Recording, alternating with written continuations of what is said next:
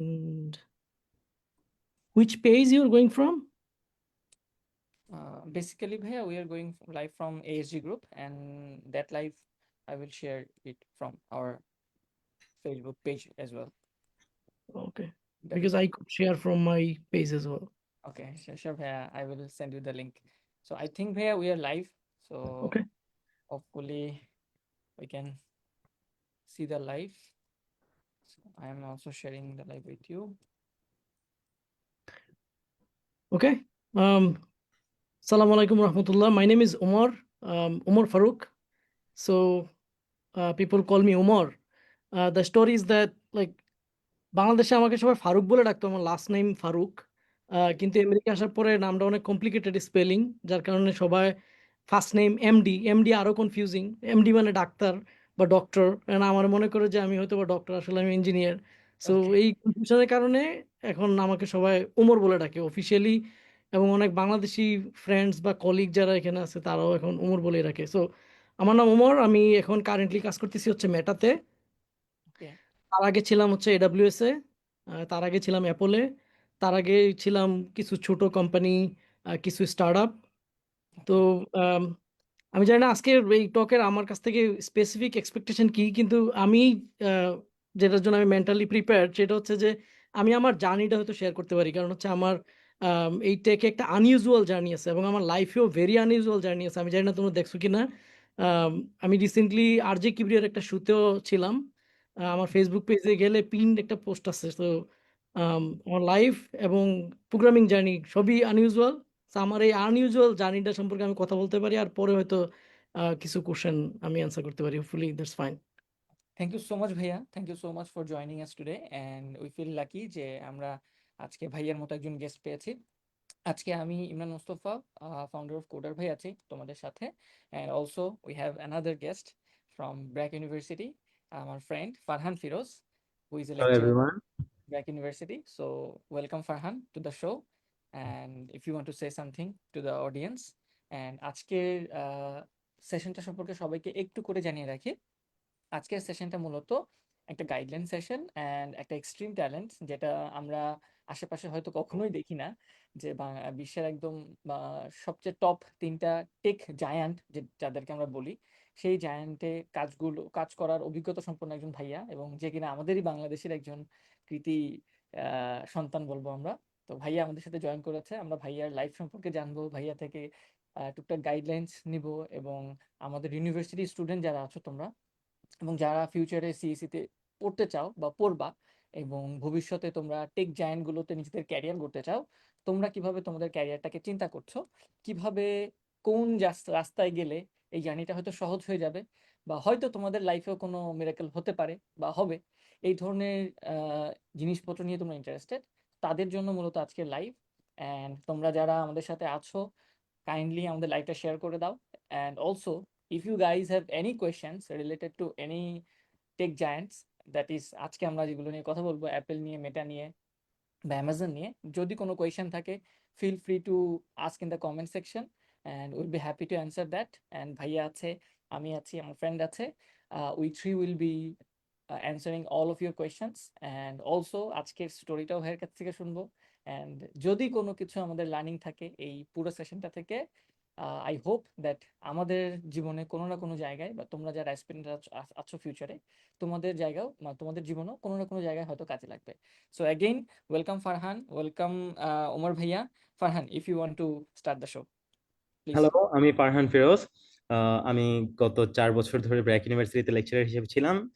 নাও আমি আর ইমরান আমরা একটা জয়েন্ট গোলের দিকে আমাদের যাত্রা শুরু করি, যেটা হচ্ছে তোমাদেরকে সব ধরনের গাইডলাইন্স প্রোভাইড করা সিএসসি স্টুডেন্টদের জন্য। তো সেটার ধারাবাহিকতাই আসলে আজকে ভাইয়াকে নিয়ে আমাদের এই আয়োজন।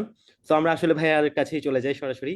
তো ভাইয়ার থেকে আমাদের স্টোরি শুরু করি এন্ড দেখি কিভাবে আমাদের স্টুডেন্টদেরকে হেল্প করা যায় সর্বোচ্চ।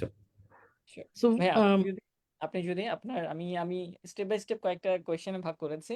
So if you don't mind, I would like to ask you the questions officially, formally, for the audience. So ভাইয়া, আপনি যদি এখন বর্তমানে আমরা জানি মেটাতে আছেন, এর আগে আপনার অ্যামাজন এবং অ্যাপেলে জব করার অভিজ্ঞতা রয়েছে। এবং আমরা এর বাইরেও বেশ কিছু ইনফরমেশন আপনার লিঙ্কডইন প্রোফাইল থেকে জানতে পারি। আপনি আরো কিছু কোম্পানিতে চাকরি করেছেন, and you was also a co-founder of a company, if I'm not wrong. Yes, And so that's right. আপনি বাংলাদেশের চিটাগং থেকে বিলং করেন, which is a very nice district. And আমি আমরা আমি আসলে চিটাগংয়ে বিলং করি না, কারেকশন, আমি হচ্ছে কুমিল্লার। ওকে, হ্যাঁ, সো আই আই স যে আপনার একটা ইউনিভার্সিটি আছে, maybe Islamic university. International Islamic university Chittagong, but ওদের তখন একটা ঢাকায় ক্যাম্পাস ছিল, সো আমার পড়াশোনা হচ্ছে ঢাকায়, এবং ওকে, আমার টিচার মোস্টলি ছিল বুয়েটিয়ান, আমার থিসিস সুপারভাইজার বুয়েটিয়ান, ওয়াও, আমার দুইজন recommender Buetian, so wow, I get the good flavour of Dhaka. Okay, wow ভাইয়া, দ্যাটস সো নাইস। অ্যান্ড ভাইয়া, আমি যদি আপনাকে প্রথম প্রশ্নটা করি, আপনার বাংলাদেশ এবং বিদেশে পড়াশোনা আর এই যে আপনার ওভারঅল লাইফের অ্যাক্টিভিটিগুলো যেইগুলো আপনাকে আজকে এই জায়গায় আসতে হেল্প করছে, তো এই পুরো জার্নিটা যদি ইন শর্টে আপনি আমাদের সাথে শুরুতে শেয়ার করেন, then we will get back to the other questions as well. Yeah, আমার স্টোরিটা একটু লং হয়ে যেতে পারে, কারণ হচ্ছে আমার খুব unusual story, so I have to apologise in advance, it might take longer. No worries. আমি আমার আসলে বাংলাদেশে আমি পড়াশোনা করছি ইলেকট্রিক্যালে। আমার কম্পিউটার সায়েন্স পড়ার ইচ্ছা ছিল, কিন্তু আমার ফাইন্যান্সিয়াল ডিফিকাল্টিজের কারণে, যারা আমার আরজিকি ভিডিও দেখছে তারা হয়তো জানে যে আমি আসলে কম্পিউটার সায়েন্স পড়ি নাই, কারণ আমার ফ্যামিলির কোনোভাবেই পসিবল ছিল না একটা কম্পিউটার আমার কিনা দেওয়ার জন্য। সো আমি কিছুটা নার্ভাস ছিলাম। আবার এটা একটু উইয়ার্ডও যে আপনি আবার প্রাইভেট ইউনিভার্সিটিতে পড়ছেন কিভাবে যদি এই ধরনের ইয়ে থাকে, কিন্তু যেহেতু আমার রেজাল্ট ভালো ছিল, আমি বুয়েটে টিকি নাই। জি, রেজাল্ট ভালো থাকার কারণে আমি একটা বিশাল একটা ডিসকাউন্ট পেয়ে যাই, এবং আমার গোল ছিল যে আমি প্রতি সেমিস্টারে সিজিপিএ 4-4 মারমু, তাহলে ও, যেটা হবে যে আমার সবসময় টিউশন ফি ফ্রি থাকবে। তো জি, এই ডিসিশন নিয়ে কিন্তু আমি ভর্তি হই আর কি। তো আচ্ছা, সেখানে অনেক স্টোরি আছে, সবাই অলরেডি দেখছে, maybe it will B A book and a movie in next few years. যাই হোক, তো ওইদিকে না যাই, কিন্তু আমি পড়াশোনা করছি হচ্ছে ইলেকট্রিক্যালে। তো গ্রাম থেকে আসলে যেই প্রবলেমটা হয়, অনেক জি, সময় শহরের যেসব ছেলেপেলেরা একটু মানে অ্যাডভান্স, অনেক নলেজেবল, বিভিন্ন রোবোটিক্স এই ওই নিয়ে কাজ করে, তো ওদের জি, সাথে হ্যাং আউট করতে গিয়ে আমি যেটা ইনফ্লুয়েন্সড হয়েছি যে আরে ইলেকট্রিক্যাল ইঞ্জিনিয়ার, প্রোগ্রামিং জানার কি দরকার। তো আমি খুবই ফোকাস দিছি হচ্ছে power system, renewable energy, machine, electric circuit.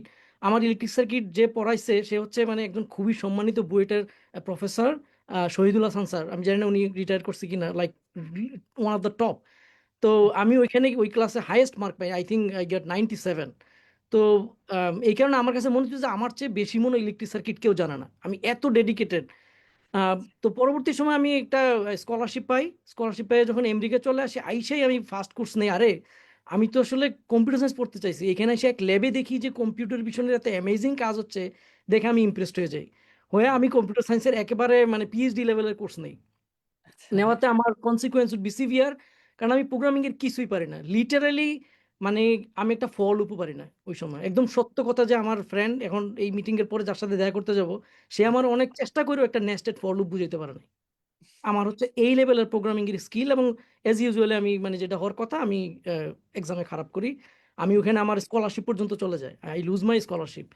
তারপর আমার ভিতরে একটা মানে লিটারের একটা ক্ষোভ জন্মায় যে লাইক আমি কি এত খারাপ, মানে এত হাই জিয়ার স্কুল নিয়ে আমেরিকা পড়তে আসছি, আইসা এখানে কোর্সে ফেল করে মানে বসে আছি, এটা কিভাবে হয়, রাইট? পরে আমি করছি কি, এক সামারে একটা বই নিছি, না বইটার নাম হচ্ছে লেটাস সি। ওকে, আমার কাছে মনে হয় ওই বইয়ের মানে কোনো পেজ, কোনো exercise, I think I didn't miss anything. হ্যাঁ, পরে যখন আমি আবার নতুন করে আরেকটা ইউনিভার্সিটিতে মাস্টার শুরু করি, তখন হচ্ছে there is a like a vibe has been created that I can do programming.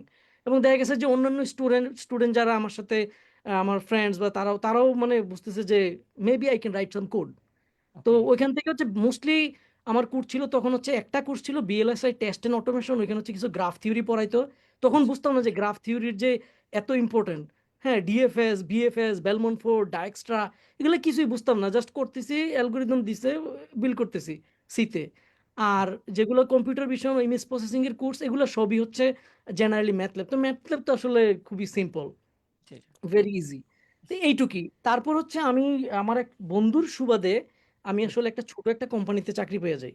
আম, সেটা আবার জাবাতে। তো আমি কি করছি, আচ্ছা, ডিগ্রি শেষ হওয়ার আগে জাবাতেও একটু কোড আমি দেখে নিছি, শিখছি। ওকে তো ভাইয়া, পরে H1B নিয়ে দেখা গেলো যে ওই কোম্পানি H1B করতে চায় না, এই ওই অনেক ঝামেলা। আম, তখন আমি আরেকটা কোম্পানিতে সুইচ করি, তখন আমি হচ্ছে অ্যান্ড্রয়েডে কাজ করা শুরু করি। আচ্ছা, অ্যান্ড্রয়েডও কিন্তু কম্পারেটিভলি অনেক easier, unless you build some core library. নাইলে কিন্তু মানে এগুলো সব এপিআই দেয়া আছে, এগুলো আসলে এখন এসে মনে হয় যে মানে like why did I spend so many years there. তো কাজ আচ্ছা করা শুরু করি, কিন্তু এইখানে হচ্ছে আমার ফার্স্ট ম্যাজিকটা, আমার লাইফের যে চেঞ্জগুলো আসা শুরু করে।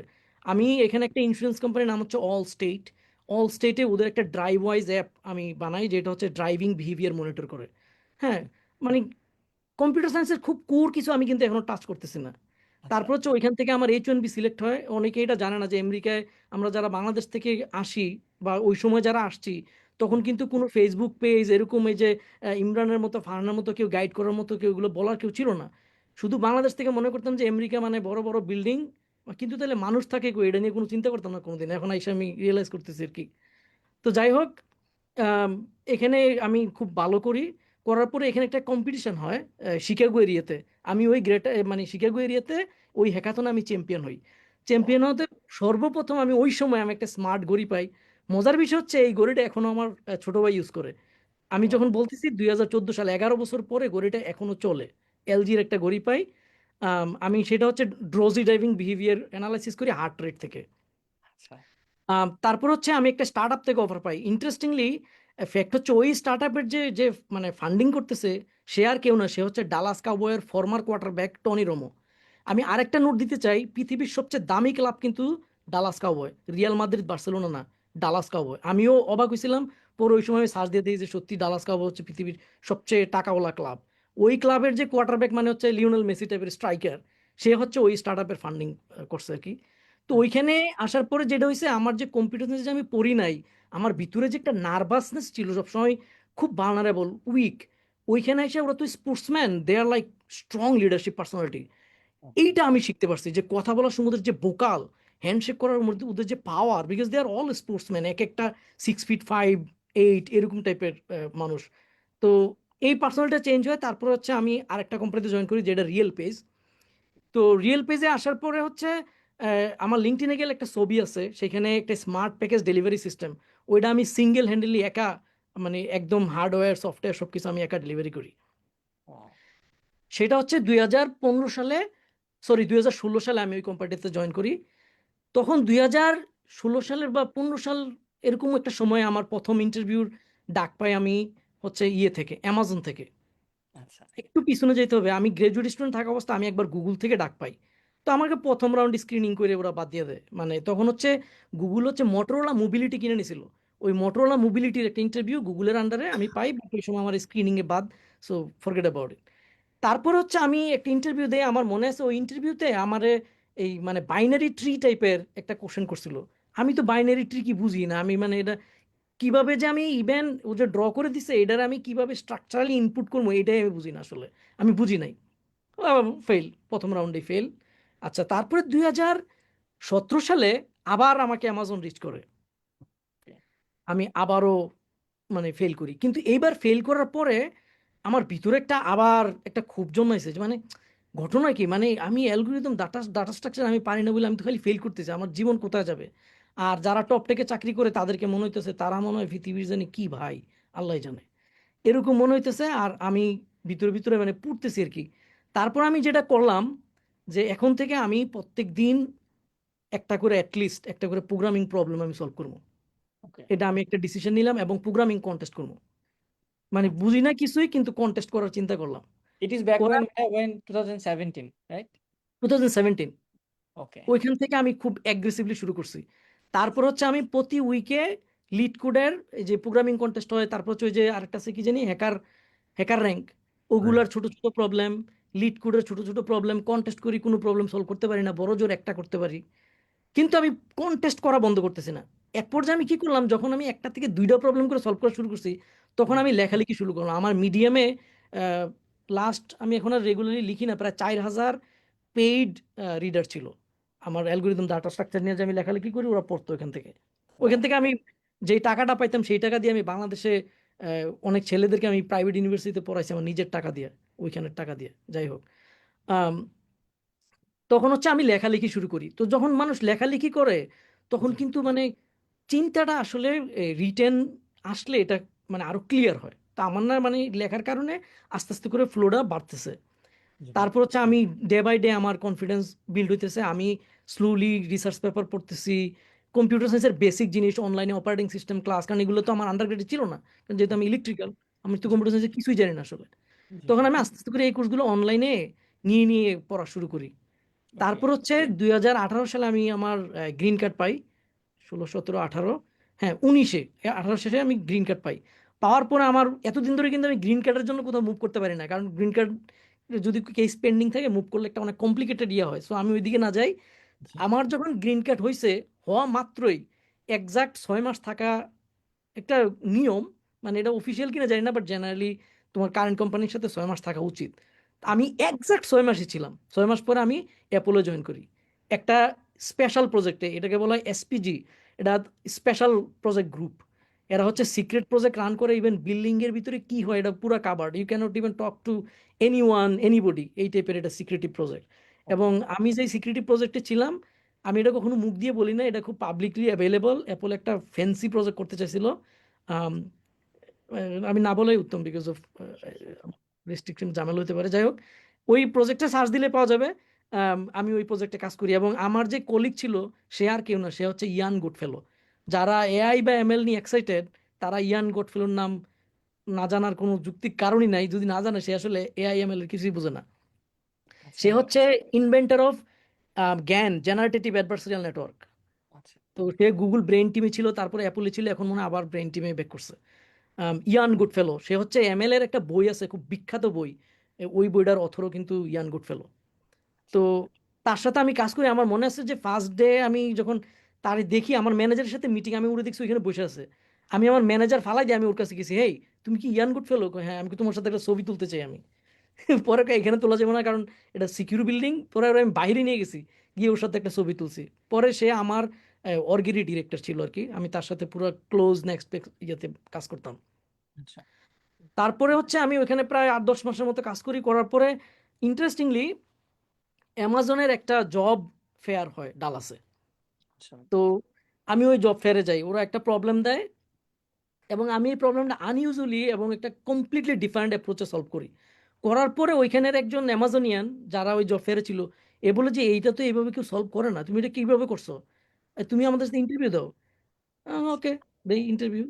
ইন্টারভিউ দিলাম, অ্যামাজন জব অফার দিল। সাথে সাথে ওই সময় ফেসবুক আমার মানে ইন্টারভিউ নয়, ফেসবুক অফার দেয়, দুইটাই একসাথে আমার অফার দেয়। কিন্তু Wow. There are some political things that I was not aligned what Facebook does. Okay. Still how much I am align I don't know. I had some things that I choose AWS. তো AWS এ আমার একটা fantastic career হয়। আমার ওইখানে 4টা patent হয়, আমি 2টা পাবলিক প্রোডাক্ট রিলিজ করি। তারপর ওইখানে আমার কিছু অনেক ভালো ভালো হাই ইম্প্যাক্টফুল কাজ হয়। 100-র বেশি ইন্টারভিউ আমি নেই। আমি নিজে বাংলাদেশের একটা টপ ইউনিভার্সিটিতে পড়তে পারি নাই, কিন্তু আমি এখানে এসে আমি যাদেরকে মেন্টরিং করছি, ইউসি বার্কলি, তারপর হচ্ছে কর্নেল, কার্নেগি মিলন, স্ট্যানফোর্ড, এমআইটি, হার্ভার্ড, কত মানুষের যে ইন্টারভিউ নিচ্ছি। ইভেন এমআইটিতে পিএইচডি করে ক্যান্ডিডেটের ইন্টারভিউ নিচ্ছিলাম, আর মনে মনে ভাবতেছি, ওরা আমি কি জিজ্ঞাসা করুম ভাই, তুমি নিজে এমআইটিতে পিএইচডি করো, ডিগ্রি শেষের পথে আমি ইন্টারভিউ নিতেছি। তারপর থেকে আমি কোনোদিন কারো রিজিউমি আর দেখতাম না, কারণ আচ্ছা রিজিউমি দেখলে ভিতরে একটা বায়াস চলে আসে। আমি কখনো কারো রিজিউমি দেখতাম না। আমার কাছে ইন্টারভিউ না, ইন্টারভিউ নিছি, পরে গিয়ে আমি তার রিজিউমি দেখতাম যে সে কোত্থেকে আসছে বা কিছু, কারণ আমি যেন বায়াস না হই। তো আমি That's 100 বেশি ইন্টারভিউ নেই Wow. এডাব্লিউএস এ। এডাব্লিউএস এর, এবং আমি যেই সার্ভিসটাতে কাজ করি, ইসিএস, ইলাস্টিক কন্টেইনার সার্ভিস, আচ্ছা এডাব্লিউএস এর যত সার্ভিস আছে তার 70% বিল্ড হচ্ছে ইসিএস এর উপরে। So Wow. That kind of important service I was a tech lead. ওই Wow. সময় কলিগ ছিল, এবং ইন্টারেস্টিংলি বুয়েটিয়ানও ছিল, এবং ওই বুয়েটিয়ানের হায়ারিং লুপেও আমি ছিলাম। হ্যাঁ, তো যাই হোক, এটা আমার খুব একটা ফ্যাসিনেটিং ক্যারিয়ার হয় এডাব্লিউএস এ। তারপরে হচ্ছে এখন মেটাতে। মেটাতে আমি কাজ করি হচ্ছে মনিটাইজেশন অর্গে, যেটা হচ্ছে অ্যাডস। এই যে অ্যাডস গুলো আসে, তার বিহাইন্ড দ্য সিন, যে কত কি হয়, কত এমএল কত কত এমএল অ্যালগোরিদম যে রান হয়, মানে কত বলা যাবে না, কয়েকশো অ্যালগোরিদম রান হয়। তো আমি হচ্ছে ওইটার এফিসিয়েন্সি ইঞ্জিনিয়ার। আমার কাজ হচ্ছে এইসব এই মডেল, আমি মডেল অপটিমাইজেশন করি না, জেনারেলি আমি কম্পিউট অপটিমাইজ করি। তো আমার গলা একটা চেইন আছে, তো এই চেইন পরে আজকে আসছি। তো আমাদের এক প্রিন্সিপাল ইঞ্জিনিয়ার বলতেছে, তুমি তো গ্যাংস্টার। আমি বলতেছি, আমি gangster, I am looking for CPU and memory. তো Okay. বেসিক্যালি আমি এই মুহূর্তে সিপিইউ আর মেমোরি খুঁজি, যে কোথায় সিপিইউ ওয়েস্ট হচ্ছে, কোথায় Hmm. মেমোরি ওয়েস্ট হচ্ছে। একটা ইম্পর্টেন্ট পয়েন্ট আমি এখানে একটু অ্যাড করতে চাই, Sure. ভাই। সেটা হচ্ছে যে স্কেলিং এডাব্লিউএস এ যারা ইউজ করে বা ইয়ে করে তারা মনে করে যে স্কেলিং মানে কি ক্লিক দিলাম হাজার হাজার কন্টেইনার হাজার হাজার ইনস্ট্যান্স স্টার্ট হয়ে গেছে। কিন্তু এই রিসেন্টলি যারা বিগ ডেটা সেন্টার রান করে গুগল, তারপর হচ্ছে মাইক্রোসফট, মেটা, তারা কিন্তু একটা একটা আনইউজুয়াল, যেটা মানুষ আসলে জেনারেলি আমিও চিন্তা করিনি আজকের আগ পর্যন্ত, যে তারা কিন্তু একটা মেসিভ পাওয়ার ক্রাইসিসে ভোগে। তাদের কিন্তু ইলেকট্রিসিটি নাই। That's a big problem. Electricity না থাকার কারণে কিভাবে ইলেকট্রিসিটি সেভ করা যায়, ইলেকট্রিসিটি সেভ করতে হলে সিপিইউ সেভ করতে হবে, মেমোরি সেভ করতে হবে, কম্পিউট মেশিন সেভ করতে হবে, তাইলে হচ্ছে পাওয়ার সেভিং কম লাগবে, মানে পাওয়ার কম লাগবে। এই হুম। কারণে কিন্তু বিভিন্ন কোম্পানিগুলা এই ধরনের এফিসিয়েন্সির প্রচুর পরিমাণ এফোর্ট দিচ্ছে আর কি। Okay. So that's all pretty much about me and my journey. Thank you so much ভাইয়া। আই গেস আমাদের অডিয়েন্সরা তোমরা মোটামুটি আইডিয়া পাইছো ভাইয়ার হিউজ একটা এক্সপিরিয়েন্স সম্পর্কে, অ্যান্ড ভাইয়া কিভাবে কিভাবে কোন কোন জায়গায় গেল, অ্যান্ড মানে ভাইয়ার যে এক্সপিরিয়েন্স লেভেল সেটা আসলেই অন্য লেভেলের। হ্যাঁ, অ্যান্ড এই 3টা কোম্পানিতে কাজ করার অভিজ্ঞতা, অ্যান্ড ডেফিনেটলি ভাইয়া যেটা বললো যে ভাইয়ার নট অনলি ভাইয়া এখন মানে যেখানে কাজ করতেছে সেখানে শুধু কাজ করতেছে, ভাইয়ার অনেকগুলো ইন্টারভিউনের এক্সপিরিয়েন্সও আছে। সো তোমরা যারা আমাদের সাথে আজকে লাইভে আছো এবং যারা ফিউচারে এই জব লেভেলে ঢুকতে চাচ্ছ, তোমরাও আই গেস ভাইয়ের থেকে ছোটখাটো বেশ কিছু টিপস অ্যান্ড ট্রিক্স জানতে পারবা। অ্যান্ড অলসো যদি কোনো কোয়েশ্চেন থাকে, please please please feel free to ask, and definitely feel free to share this video with all of your classmates and friends যারা আসলে ফিউচারে এই ধরনের স্কোপগুলোতে যেতে চায় বা এই ধরনের জায়গাতে interested. So let's move on to the next question. I would like to ask Farhan to ভাইয়া, continue. সো আপনার স্টোরি শুনলাম, অনেক ইন্টারেস্টিং, অনেক ডিফারেন্ট। আমাদের মানে আজকের আয়োজনটা আসলে যেই উদ্দেশ্যে আমরা সেটার দিকে যাই, তো আমাদের বাংলাদেশের স্টুডেন্টরা আসলে তারা তো হচ্ছে টেক জব কিভাবে পেতে হয় এটা নিয়ে তারা সবাই ইন্টারেস্টেড। তো একদম প্রথম সিম্পল প্রশ্ন যেটা ম্যাক্সিমাম স্টুডেন্টদের মাথায় আসে, সেটা হচ্ছে বর্তমানে আপনার টাইমের সাথে হয়তো অনেক ডিফারেন্ট, বাট আপনি এই জায়গায় জব করতেছেন, আপনি জানেন এখানে রিকোয়ারমেন্টস গুলো কি কি। সো বর্তমানে এই অবস্থাতে বাংলাদেশের যে সব ইউনিভার্সিটি স্টুডেন্টরা আছে, তারা at this moment of time আসলে কি করা শুরু করলে তাদের জন্য টেক জায়ান্টস গুলো অ্যাচিভ করা ইজিয়ার হবে, কোন কাজটা কোন স্কিলটার দিকে তাদের সবচেয়ে বেশি হাত দেওয়া উচিত? আচ্ছা, এইটা হচ্ছে যে আমি দুই রকমের প্যাটার্ন আমি দেখছি, যে যারা এই কেরিয়ারটাতে এই পর্যন্ত আসে তারা দুইটা প্যাটার্ন থাকে। একটা হচ্ছে যে বাংলাদেশ, ইন্ডিয়া, চায়না, হয়তো সে টপ প্রোগ্রামার এসিএম করছে। যেমন আমার এক মেন্টর ছিল, সে উজবেকিস্তানের, সে হচ্ছে এই এসিএম আইসিপিসিতে মনে হয় সেকেন্ড হয়েছিল তার ওই সময় আর কি, নদীর তুর্কলব। সে গুগলের স্টাফ ছিল, অ্যামাজনের প্রিন্সিপাল, এখন সে এনথ্রপিকে চাকরি করে। আহ, একটা হচ্ছে এই ধরনের প্যাটার্ন, যারা হচ্ছে এই কম্পিটিটিভ প্রোগ্রামিং করে, তারপর হচ্ছে তারা একটা জব অফার পায় somehow if you are the best. এটার প্রবাবিলিটি হচ্ছে খুবই কম, এবং highly unlikely you will get selected, কারণ এটা অনেক বেশি কম্পিটিটিভ। রাইট, এখন প্রতি বছর হচ্ছে বুয়েট থেকে 2 জন 4 জন 5 জন সিলেক্ট হয়। তো বুয়েট কি, বুয়েট হচ্ছে আমাদের দেশের পুরা একটা ইয়ারের একটা জেনারেশনের দ্য বেস্ট ক্রিম। তো সেখান থেকে মানে একটা মানে 2-3 জনের মধ্যে থাকা এত ইজি না, রাইট? তার মধ্যে মেকানিক্যাল ছেলেপেলেরাও করে, আবার সিভিলের ছেলেপেলেরাও করে, অনেকে প্যাশনেট প্রোগ্রামার। সো এটা একটু ডিফিকাল্ট জার্নি, বাট এটা একটা অ্যাপ্রোচ। আর একটা অ্যাপ্রোচ হচ্ছে যেটা আমার কাছে মনে হয় কম্পারেটিভলি ইজিয়ার অ্যাপ্রোচ, সেটা হচ্ছে যে আমি আন্ডারগ্রেড একটা ভালো সিজিপি নিয়ে শেষ করলাম, মাস্টার্স বা পিএইচডি করলাম, তারপর হচ্ছে আমার সব দরজা খুলে গেল। যেটা কম্পিটিটিভ প্রোগ্রামিং করলে প্রথমে জয়েন করতে হবে ইদার তাইওয়ানে গুগলের, আর না হয়ে জয়েন করতে হবে ইন্ডিয়াতে বা আয়ারল্যান্ডে। এবং এটার আরেকটা সাইড এফেক্ট আমি দেখি, যেটা বেসড অন মাই এক্সপিরিয়েন্স, যারা কম্পিটিটিভ প্রোগ্রামার, আমাদের দেশে একটা কালচার আছে যে ওরা একদম একটা ব্যালেন্সে রাখে না, যে মানে পুরা ফোকাস দিয়ে ফেলায় কম্পিটিটিভ প্রোগ্রামিং এর উপরে, কিন্তু ফাউন্ডেশন যে সাবজেক্টগুলো আছে, operating system, computer architecture, networking, তারপর হচ্ছে ম্যাথ, স্ট্যাটস, এই যে সাবজেক্টগুলো আছে এখানে ওদের ফোকাস দেয় না। আরে 2 সিজিপি হলে হলো, কারণ সে তো কম্পিটিটিভ প্রোগ্রামার। এটার সাইড এফেক্ট হচ্ছে কোনো কারণে যদি সে টপ পজিশনটা হোল্ড করতে না পারে, দেন না পারতেছে মাস্টার্স করতে, পিএইচডি করতে, কারণ তার সিজিপিএ কম, না পারতেছে টপ টেকে ঢুকতে। একদম মানে বাংলা ভাষায় বললে কি বলবো, যাকে এটা ওটা ইউজ না করি, একদম ধরা। রাইট, এই কারণে হচ্ছে এটা ব্যালেন্স রাখা দরকার। প্রোগ্রামিং হচ্ছে লাইক আমি যেভাবে দেখি যে ইটস এ হ্যাবিট।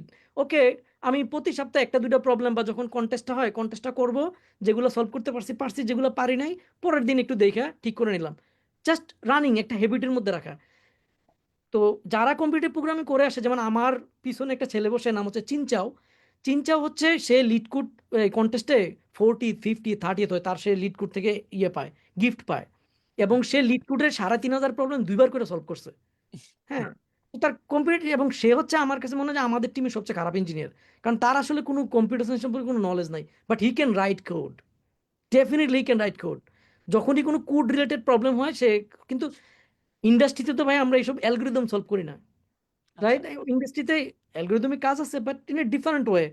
এই জন্য জানা দরকার হচ্ছে ওই operating system, computer architecture really really well. এইটা হচ্ছে তোমাকে ভালো ইঞ্জিনিয়ার বানাবে ইন ফিউচারে। ইউ উইল বি প্রিন্সিপাল ও ডিস্টিংগুইশড ইঞ্জিনিয়ার। এ পর্যন্ত যত প্রিন্সিপাল এবং ডিস্টিংগুইশড ইঞ্জিনিয়ার আমি পার্সোনালি মিট করছি, জি একটা কমন প্যাটার্ন আমি দেখছি, জি তাদের ফাউন্ডেশন সিরিয়াসলি স্ট্রং। মানে লিটারালি জেফডিনের একটা কথা বলা হয় যে এ, তারে যদি মানে ওই যে মাউসটা মুভ করে না প্রেজেন্টেশনের সময়, এটা হুম, ভাঙিয়া পড়ে গেছিল, সে নাকি সবগুলাই না জোড়া দিয়ে আবার এটাকে কাজ করাইছে। সো লাইক ওই লেভেলের। wow, তো মানে এই ব্যালেন্সটা দরকার। আরেকটা হচ্ছে যে মাস্টার্স পিএইচডি করলে প্রথম দিকে আমি মনে করি after PhD if you get in to the top tech fine, if you don't that is still fine. কারণ হচ্ছে কেরিয়ারের শুরুতে আমি সবসময় প্রিফার করি ডেট। oh, লাইক আমরা যদি বিয়ে করার আগে অনেকগুলো ডেট করা দরকার, তাকে জানা দরকার, তারপর হচ্ছে গেট ম্যারিড টু সামওয়ান। আমি okay, কেরিয়ারটাকে এইভাবে দেখি যে early first 5 years keep G dating, go to meta, go to Amazon, go to Google, 2 বছর পরে পরে চেঞ্জ করো। সো অনেকগুলো কালচার সম্পর্কে তুমি জানতে পারবা, অনেকগুলো টেকনোলজি স্ট্যাক সম্পর্কে তুমি জানতে পারবা, দেন গেট মেরিড। তারপরে হচ্ছে যে ওকে, আমি মনে হয় এমএল কাজ করতে চাই, আমি মনে হয় এফিসিয়েন্সি ইঞ্জিনিয়ার হইতে চাই, এইটা আমার কাছে মনে হয় যে বেটার চয়েস। সো এই দুইটা প্যাটার্ন আমি দেখি আর কি। সো যারা এখন আন্ডারগ্রেড করতেছে, মানে কম্পিটিটিভ প্রোগ্রামিং এর উপর ওভার ফোকাস দিলে it could be a risky bet, okay but they should like be really good foundation of their computer science. মানে হুম এটা যদি ঠিক থাকে, one way or another they will go far long way. Thank you ভাইয়া। ভাইয়া খুবই অসাধারণ একটা পয়েন্ট মেনশন করেছেন, যেটা আসলেই বাংলাদেশের স্টুডেন্টদের মধ্যে একটা ভুল ধারণা। তারা দেখা যায় একদম জান প্রাণ দিয়ে হচ্ছে শুধু প্রবলেম সলভিং এ চলে যায়, এন্ড কোর কনসেপ্টস গুলো তারা বিল্ড করতে আসলে ফেইল করে। খুবই ইম্পর্টেন্ট পয়েন্ট, থ্যাংক ইউ ভাইয়া। নেক্সট প্রশ্নের জন্য একটু আমরা একটা পয়েন্ট একটু একটা পয়েন্ট অ্যাড করি। sure, আম, কারণ টোটালি এই যে অ্যালগোরিদম ডাটা স্ট্রাকচার নিয়ে এই যে কম্পিটিটিভ প্রোগ্রামিং এত এত সময় নষ্ট করা, to be honest I was an interviewer, এবং ইন্টারেস্টিংলি অ্যামাজনে যেই অ্যাসেসমেন্টের প্রবলেমগুলো দেওয়া হয়, যেই যারা প্রবলেম সেট করে, I am one of the member for 3 years. So আচ্ছা এই মানে লিটারালি কেউ যদি 10টা বা 15টা অ্যালগোরিদম আর 10-15টা ডেটা স্ট্রাকচার আর 100টা এক্সারসাইজ প্রবলেম সলভ করে, he can crack any interview in the world, any. Okay কারণ এটা একটা প্যানেল, 5 জন ইন্টারভিউ নিবে, একটা রাউন্ড ফেল করলে so what, other 4 rounds is fine, right? যার কারণে হচ্ছে মানে ব্যালেন্সটা রাখা দরকার। বুঝতে পারছি Thank you, ভাইয়া। Imran, you forward with the next question. Okay thank you ভাইয়া জিনিসটা বলার জন্য। অ্যান্ড আমাদের বাই দ্য ওয়ে আমরা আমাদের প্ল্যাটফর্মের থ্রুতে কম্পিটিটিভ প্রোগ্রামিং নিয়েও কাজ করে থাকি ভাইয়া। And we have also 2 instructors from Google as well in our instructor panel. And also in future we are trying to focus on CSE core courses as well, যেখানে আমরা চিন্তা করছি বাংলাদেশের স্টুডেন্টদের জন্য, যেহেতু বাংলাদেশের বেশিরভাগ স্টুডেন্টরাই আসলে টপ কোয়ালিটির ইউনিভার্সিটি এডুকেশনটা পায় না। And they don't know about যে আসলে অ্যাকচুয়ালি ভালো ভালো ইউনিভার্সিটিতে কেমন ধরনের পড়াশোনা বা কোন ডেপথে পড়াশোনা করানো হয়, টিচাররা কতটুকু ইন ডেপথে গিয়ে আমাদের টপ ক্লাস ইউনিভার্সিটিগুলোতে পড়ায়, এই সম্পর্কে অনেকেরই আইডিয়া নাই। অনেকের আগ্রহ থাকলেও হয়তো ওই ধরনের ফ্যাকাল্টি পায় না। তো ওই জায়গাগুলোতেই মূলত আমরা কোডার ভাই কাজ করার চেষ্টা করছি, ইন ফিউচারে কাজ করার চেষ্টা করব। অ্যান্ড এই ধরনের সেশন আনার চেষ্টা করব যেন তোমরা যারা ইউনিভার্সিটিতে আছো তারা আগে থেকেই ক্যারিয়ার সম্পর্কে সচেতন হতে পারো। অ্যান্ড যেটা ভাইয়া শুরুতেও আমাদেরকে বললো যে এই ধরনের সেশন আগে হয়তো এত বেশি অ্যাভেলেবল ছিল না, বাট এখন অ্যাভেলেবল হচ্ছে। So we would like to share our platform with all of you, যে তোমরা এই ধরনের যে কোনো ধরনের কনফিউশনে, যে কোনো ধরনের ক্যারিয়ার গাইডলাইনে বা পড়াশোনা রিলেটেড জায়গাগুলোতে যদি হেল্প দরকার হয়, feel free to reach out to us. And we will be arranging this sessions throughout this year. And definitely তোমাদের যে কোনো ধরনের হেল্পে আমরা তোমাদের পাশে আছি। সো ভাইয়া, let's move on to the next question. I guess আমরা অ্যাড অনেক অন, ইমরান কভার এবং ফারহান, করেছি। তোমরা যদি এই কোর্স অফার করো তাইলে আমি খুব রিকোয়েস্ট করবো, এবং আমি নিজেও ছাত্র হইতে চাই, সেটা হচ্ছে যে জি ভাইয়া computer architecture, operating system and micro controller, এই 3টা কোর্স তোমরা যদি অফার করতে পারো, আমার কাছে মনে হয় এটা মানে শুধু যে বাংলাদেশের ছেলেরা জব পাবে সেটা না, তারা কেরিয়ারে খুবই সাকসেসফুল হবে। আমার কাছে মনে হয় এই জিনিসগুলোতে আমার খুব গ্যাপ ছিল, যার কারণে আমি অনেক ব্যক্তিগতভাবে স্ট্রাগল করছি এবং আমি still want to learn more. Please wow তোমরা ওয়াও যদি কোনো ওয়াও ওয়াও কোর্স অফার করো, এগুলা করে দ্যাটস আমরা জানি আমি নিজেই ছাত্র হইতে আমরা চাই। আমাদের আসলে উদ্দেশ্যটা এদিকেই, দ্যাট মানে আপনার এই কথাটা এই জন্যই খুব বেশি পছন্দ হয়েছে, দ্যাট স্টুডেন্টরা যে কোর লার্নিং গুলার থেকে দূরে সরে যায়, that শুধু প্রবলেম আমি একটার পর একটা অ্যালগোরিদম সলভ করব, তারা দেখা যায় অ্যালগোরিদম সলভ করতে করতে সেগমেন্ট ট্রি এর প্রবলেমও সলভ করে ফেলতে পারে, কিন্তু মেমোরির সিম্পল অপটিমাইজেশন যে তারা পারে না। তো এই কোর কোর্সেস গুলো আসলে শেখানোর উদ্দেশ্যেই আমরা আসলে যাত্রা শুরু করছি। থ্যাংক ইউ ফর মেনশনিং ভাইয়া। সেগমেন্টারির ইন্টারভিউ কোশ্চেন আমি 2-3 বার মনে হয় জিজ্ঞাসা করছি, কেউ অ্যান্সার করতে পারে না বলে এই কোশ্চেনটা আমি আর কখনো আস করি নাই। আমি আচ্ছা নিজে wow okay. Okay, let's move on to the next question ভাইয়া। আমি এই পুরো জিনিসটাকে একটু ছোট করে সামারি করে একটা কোয়েশ্চেনে নিয়ে আসবো যে ভাইয়া আপনি আমাদের মোস্ট অফ দ্য স্টুডেন্টস আমাদের হচ্ছে ইঞ্জিনিয়ারিং এক্সপিরিয়েন্স থাকে যারা ইউনিভার্সিটিতে গুলোতে ঢুকতেছে, প্রকৌশল ইউনিভার্সিটি গুলোতে বা প্রাইভেট ইউনিভার্সিটি গুলোতে। অ্যান্ড আমাদের মেনি অফ দ্য স্টুডেন্টস যারা আমাদের কমিউনিটিতে আছে তারা আইদার ফার্স্ট ইয়ারে আছে, অ্যান্ড যারা সিনিয়র তারা হচ্ছে থার্ড ইয়ারের দিকে আছে। তো ভাই আপনি অলরেডি বললেন যে কম্পিউটার আর্কিটেকচার, ওএস, নেটওয়ার্কিং এই কোর্সগুলোতে জোর দিতে। এর পাশাপাশি আপনি বললেন যে বেশ কিছু ডিএসএ প্রবলেমগুলো জানা থাকলেই হয়তো ওভারঅল যে কোনো জব বা ইন্টারভিউ ক্র্যাক করা পসিবল। বাট ভাই আপনি যদি একটা ইমিডিয়েট যে জুনিয়র যে ফার্স্ট ইয়ারে ইউনিভার্সিটিতে উঠলো, তার জন্য যদি তার লাইফের আপনি ডেফিনেটলি বলে দিছেন ভাইয়া যে একদম কম্পিটিটিভ প্রোগ্রামিং যে করতে হবে সারাদিন ওইটাই করবা এরকম না, একটা ব্যালেন্সড লাইফ মেনটেন করতে। তো ভাইয়া একটা ব্যালেন্সড লাইফ বলতে আমরা আসলে কি শুধু পড়াশোনাকেই বুঝি, বা পড়াশোনার বাইরেও ফার্স্ট ইয়ারে কোন কোন জায়গাগুলোতে ফোকাস করা বা থাকা উচিত একটা আন্ডারগ্রেড স্টুডেন্টের, অ্যান্ড থার্ড ইয়ারে গিয়ে এই ফোকাসটা কিভাবে ক্যারিয়ারের দিকে শিফট হতে পারে। অ্যান্ড ভাইয়া এই ধরনের বড় বড় টেক কোম্পানিগুলোতে আপনি বললেন যে অ্যাপ্লাই করতে পারতে হবে, you have to date many of this companies. So ভাইয়া how do you approach this companies, and যেটা বললাম ফার্স্ট ইয়ার থেকে কিভাবে স্টার্ট করবে, দেন থার্ড ইয়ারে সেই ক্যারিয়ারটা কিভাবে আসলে শিফট করতেছে তার ওভারঅল জার্নিটা, অ্যান্ড এই টেক জায়ান্টগুলোতে কিভাবে ডেট করা যায় ভাইয়া। আচ্ছা, আমার এই প্লিজ। কোশ্চেনটা এক্সাক্ট টু দ্য পয়েন্ট হবে কিনা জানি না, আমি কয়েকটা পার্সপেক্টিভ বলবো। যারা প্রথম ইঞ্জিনিয়ারিং শুরু করে একটা কোশ্চেন আছে যে তুমি যদি সাগর পাড়ি দিতে চাও তাহলে তুমি প্রথমে কি করবে। আমি একজনের জিজ্ঞাসা করছি, সে বলে যে নৌকা বানাবো। তা আমি বলি যে নৌকা বানানোর দরকার নেই, আগে সাগরটাকে ভালোবাসো, এটাকে লালন করো। তো সাউথ ডেকোটা স্কুল অফ মাইন্ড ছিল আমার প্রথম গ্র্যাজুয়েট স্কুল। সেখানে একজন প্রফেসর ছিলেন র্যান্ডিসি হুবার। হুবার একটা কথা বলতেন, সে বডিটাকে এরকম করে কথা বলতেন, সে বলতো যে ইঞ্জিনিয়ার হচ্ছে পৃথিবীর সবচেয়ে ট্যালেন্টেড মানুষ। এবং সে বইলা এরকম করতো একটা, মানে তার যে পাওয়ার দেখাইতো, যে বলতো যে যত ইকুইপমেন্টস মেডিকেল যেটাই হোক এগুলো সব ইঞ্জিনিয়াররাই বানাইছে, রাইট? তো এই জন্য সেটা এনফোর্স করতো। তা আমাদের দেশে যেটা হয় যে আমরা ইঞ্জিনিয়ারিং পড়ি একটা জবের আশা, যে ইঞ্জিনিয়ারিং একটু কুইকলি জব পাওয়া যায়, রাইট? তো ইঞ্জিনিয়ারিং কিন্তু আসলে it's a builder. Your mindset has to be a builder, you know and you love to build. আমাদের দেশে এই মাইন্ডসেটটা নাই। আমি পড়তে চাইছি ফিজিক্স, আমার চাকরি পাওয়ার জন্য আমি পড়ছি ইঞ্জিনিয়ারিং, দ্যাটস দ্য রিয়েলিটি, কিছু করার নাই। কিন্তু আমাদের ভিতরে ওই মাইন্ডসেটটা স্লোলি ডেভেলপ করতে হবে যে আমরা বিল্ডার হইতে চাই, nothing else. I want to be a builder. যারা ইঞ্জিনিয়ারিংয়ে পড়তে যায় বা ফার্স্ট ইয়ারে, স্লোলি তাদের একটা মাইন্ডসেট গ্রো করা দরকার যে I want to be a builder, right? এই মাইন্ডসেটটা যখন থাকে, slowly he will find his own way. আচ্ছা, এবার কম্পিউটার সায়েন্সের ইয়েতে যদি বলি, যে যখন সে ফার্স্ট সেমিস্টারে আসে, very basic course, keep focusing on it. Maybe একটা দুটো প্রোগ্রামিংয়ের কোর্স থাকে, কিপ ডুইং ইট। যখন সে সেকেন্ড ইয়ার বা থার্ড ইয়ারে যায়, আমি হাইলি এনকারেজ করি স্টার্ট রিডিং রিসার্চ পেপার। এখন প্রবলেম হচ্ছে, ভাই রিসার্চ পেপার পড়া তো খুবই কঠিন, এটা বলে। হ্যাঁ, অবশ্যই কঠিন, কারণ হচ্ছে রিসার্চ পেপার যদি তুমি আউট অফ দ্য কনটেক্সট, আমি হচ্ছি কথার কথা এমএল এর এক্সপার্ট, আমি যদি একদম নিউরো সায়েন্সের একটা পেপার নিয়ে আসি, আমার জন্য এটা আজগুবি পেপার সেপার লাগবে, রাইট? যাতে কিছুটা অ্যালাইনমেন্ট, কিছু সেমিনাল পেপার আছে যেগুলো গ্রাউন্ড ব্রেকিং কাজ হয়েছে কম্পিউটার সায়েন্সে, যেমন ধরো প্যাক্সোস, রাইট? ডিস্ট্রিবিউটেড সিস্টেমের যে কনসেনসাস অ্যালগরিদম, খুবই ডিফিকাল্ট, রাইট? এরকম টাইপের, মানে একটা এক্সাম্পল দিলাম, এটা অনেক কঠিন এক্সাম্পল হয়ে গেছে আসলে, এটা কঠিন পেপার।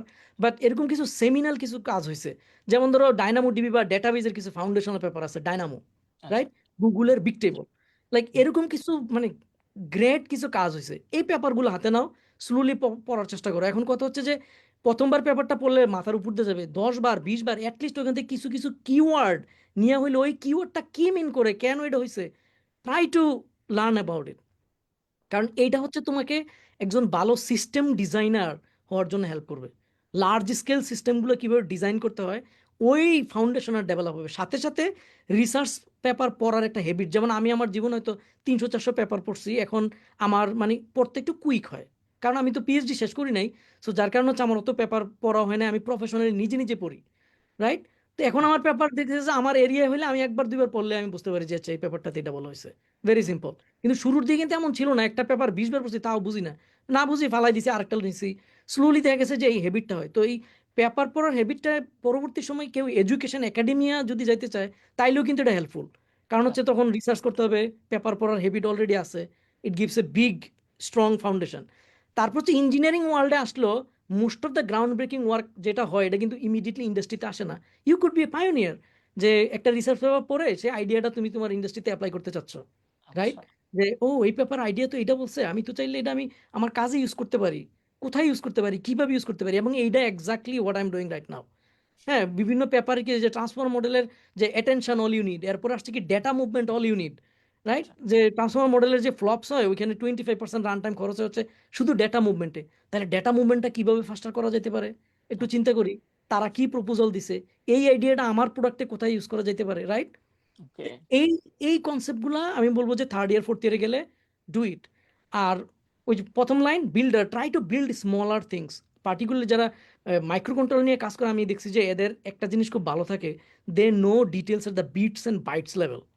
তো এইটা কিন্তু আরেকটা ভেরি কোর পার্ট, একটা ভালো স্ট্রং ডিস্টিংগুইশড ইঞ্জিনিয়ার হওয়ার জন্য এটা দরকার। তো এরকম take a robot, micro controller, build something, just be a builder. Got it got it ভাইয়া থ্যাংক ইউ সো মাচ এটা বলার জন্য ফার্স্ট ইয়ার থেকে থার্ড ইয়ার শিফটটা কিভাবে হবে।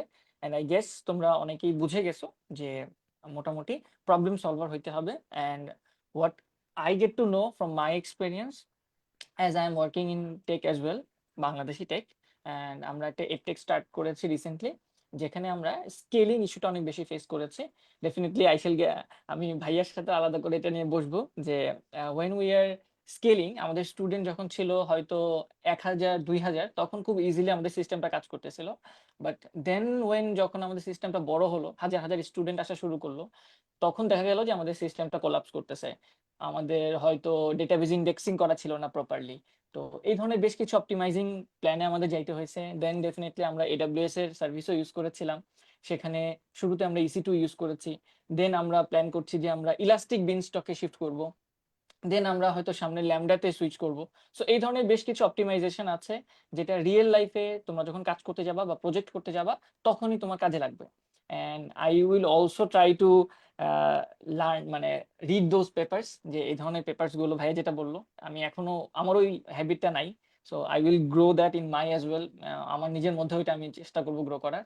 অ্যান্ড এই হ্যাবিটটা আই গেস সবারই, বা এই প্রবলেম সলভ গুলো, রিয়েল লাইফের প্রবলেম সলভ গুলো কিভাবে করে এবং কিভাবে তোমার নলেজটাকে ওইখানে কাজে লাগায়, এই জিনিসটা আমার মনে হয় ভাইয়া অনেক বেশি এমফাসাইজ করলো আজকে। আমি এই আরেকটা পয়েন্ট অ্যাড করতে চাই যে হ্যাঁ আরেকটা জিনিস আমি পার্সোনালি বেনিফিটেড পাইছি, সেটা হচ্ছে যে যারা পৃথিবীর সবচেয়ে বড় ইঞ্জিনিয়ার রাইট নাও, জি যেমন ভাই অ্যামাজনের একজন আছে নাম হচ্ছে মার্ক ব্রোকার, ওকে গুগলের হচ্ছে জেফ টিন, সঞ্জয় গামাওয়াত, যারা এরকম একদম পায়োনিয়ার ইন ইঞ্জিনিয়ারিং তাদেরকে ফলো করতে হবে, টুইটার হোক লিঙ্কডইন হোক, কারণ তারা বিভিন্ন পেপার সম্পর্কে বলে, সামারি লিখে।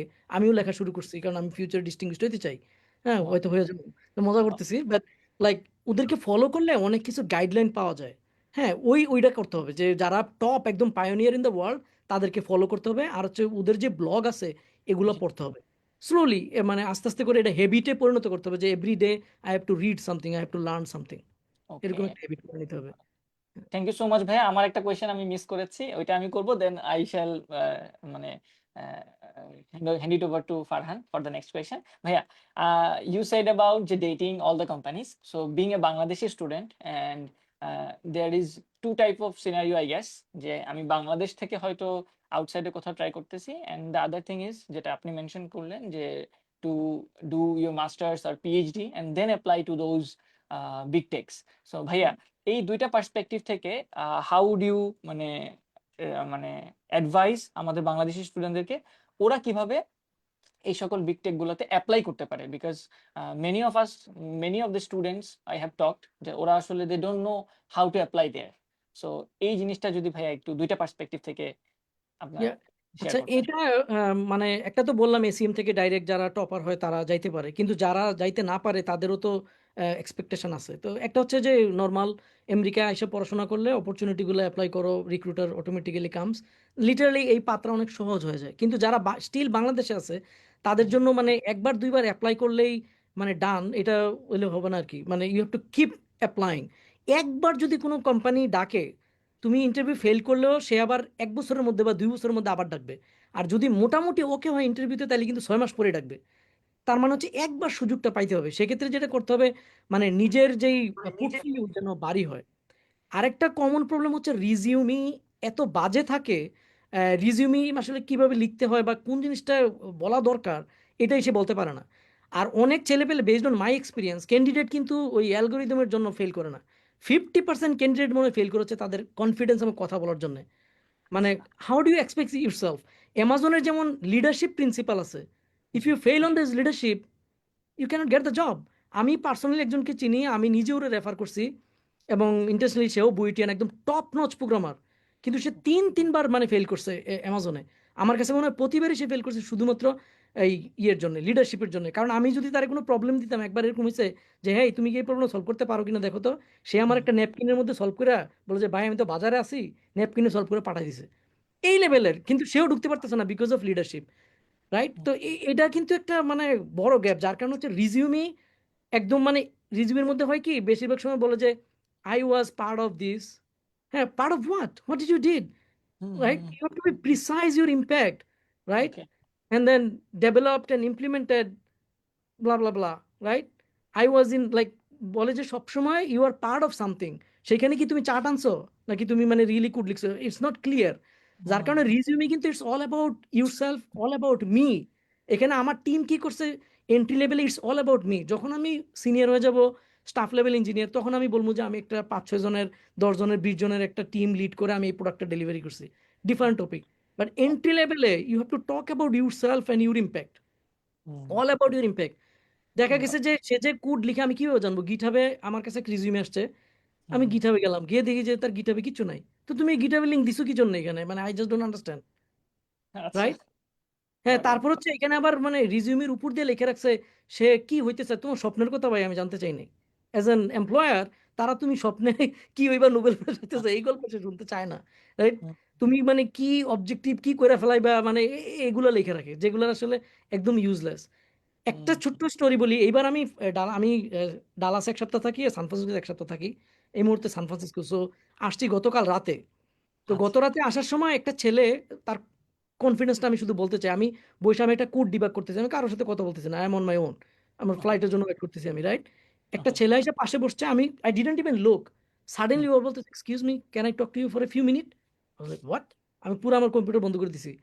পরে সে বলতেছে I am a graduate student, I am looking for a job.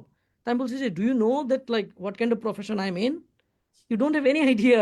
পরে আমি বললাম যে আমি এরকম এরকম এতগুলা ফ্যান কোম্পানিতে কাজ করছি। তারপর আমি তার রিজিউমিটা পরে কি করলাম যে আমি রিভিউ করে দেখলাম কয়েকটা জায়গায় তার কিছু গ্যাপ আছে, এগুলো সাজেশন দিলাম, সে কারেক্ট করে নিবে। কিন্তু এখানে আমি একটা জিনিস বলতে চাই, তার যেই লিডারশিপের স্টাইলটা, একটা মানুষের সাথে কানেকশন বিল্ড করা। আচ্ছা। ডিড ইউ সি একটা আননোন মানুষ, সে হুম, হঠাৎ করে এয়ারপোর্টে এসে আমার সাথে কথা বলা শুরু করছে, সে কিন্তু আমার কাছ থেকে রিজিউমিটা ঠিক করে নিয়ে গেল। ডু ইউ আচ্ছা। See that? মানে এই ধরনের মানে কমিউনিকেশনও কিন্তু একটা ফ্যাক্টর, লিডারশিপ একটা ফ্যাক্টর এসব কোম্পানিতে কাজ পাওয়ার জন্য। রাইট? তো এগুলো মানে খেয়াল করতে হবে আর কি। সেলফ এনথুজিয়াস্টিক হয়ে মানুষকে রিচ আউট করা লাগবে and you need to be exactly, clear exactly. about your communications. Build the কানেকশনের নেটওয়ার্ক। অনেকে মনে করে যে আমি তো অনেক নেটওয়ার্ক, খালি ফেসবুকে অ্যাড রিকোয়েস্ট পাঠাই, ওই কানেকশনে কিচ্ছু কাজ হবে না। You have to build a meaningful connection.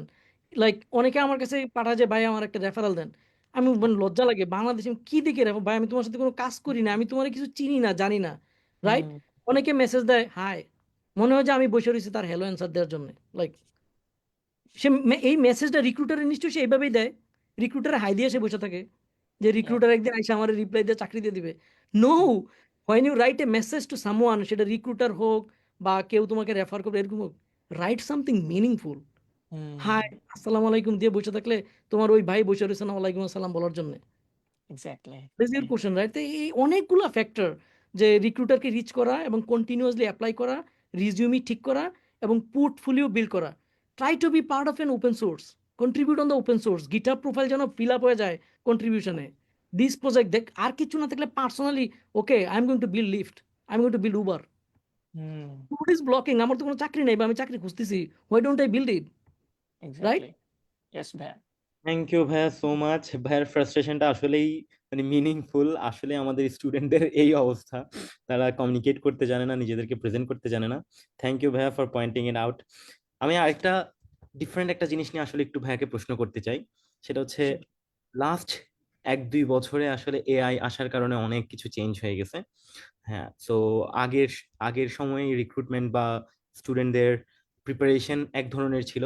এখন বিভিন্ন কোম্পানিতেও আসলে ইঞ্জিনিয়ারদেরকে এআই ইউজ করতে দেওয়া হচ্ছে তাদের প্রজেক্ট করার জন্য, কোড করার জন্য।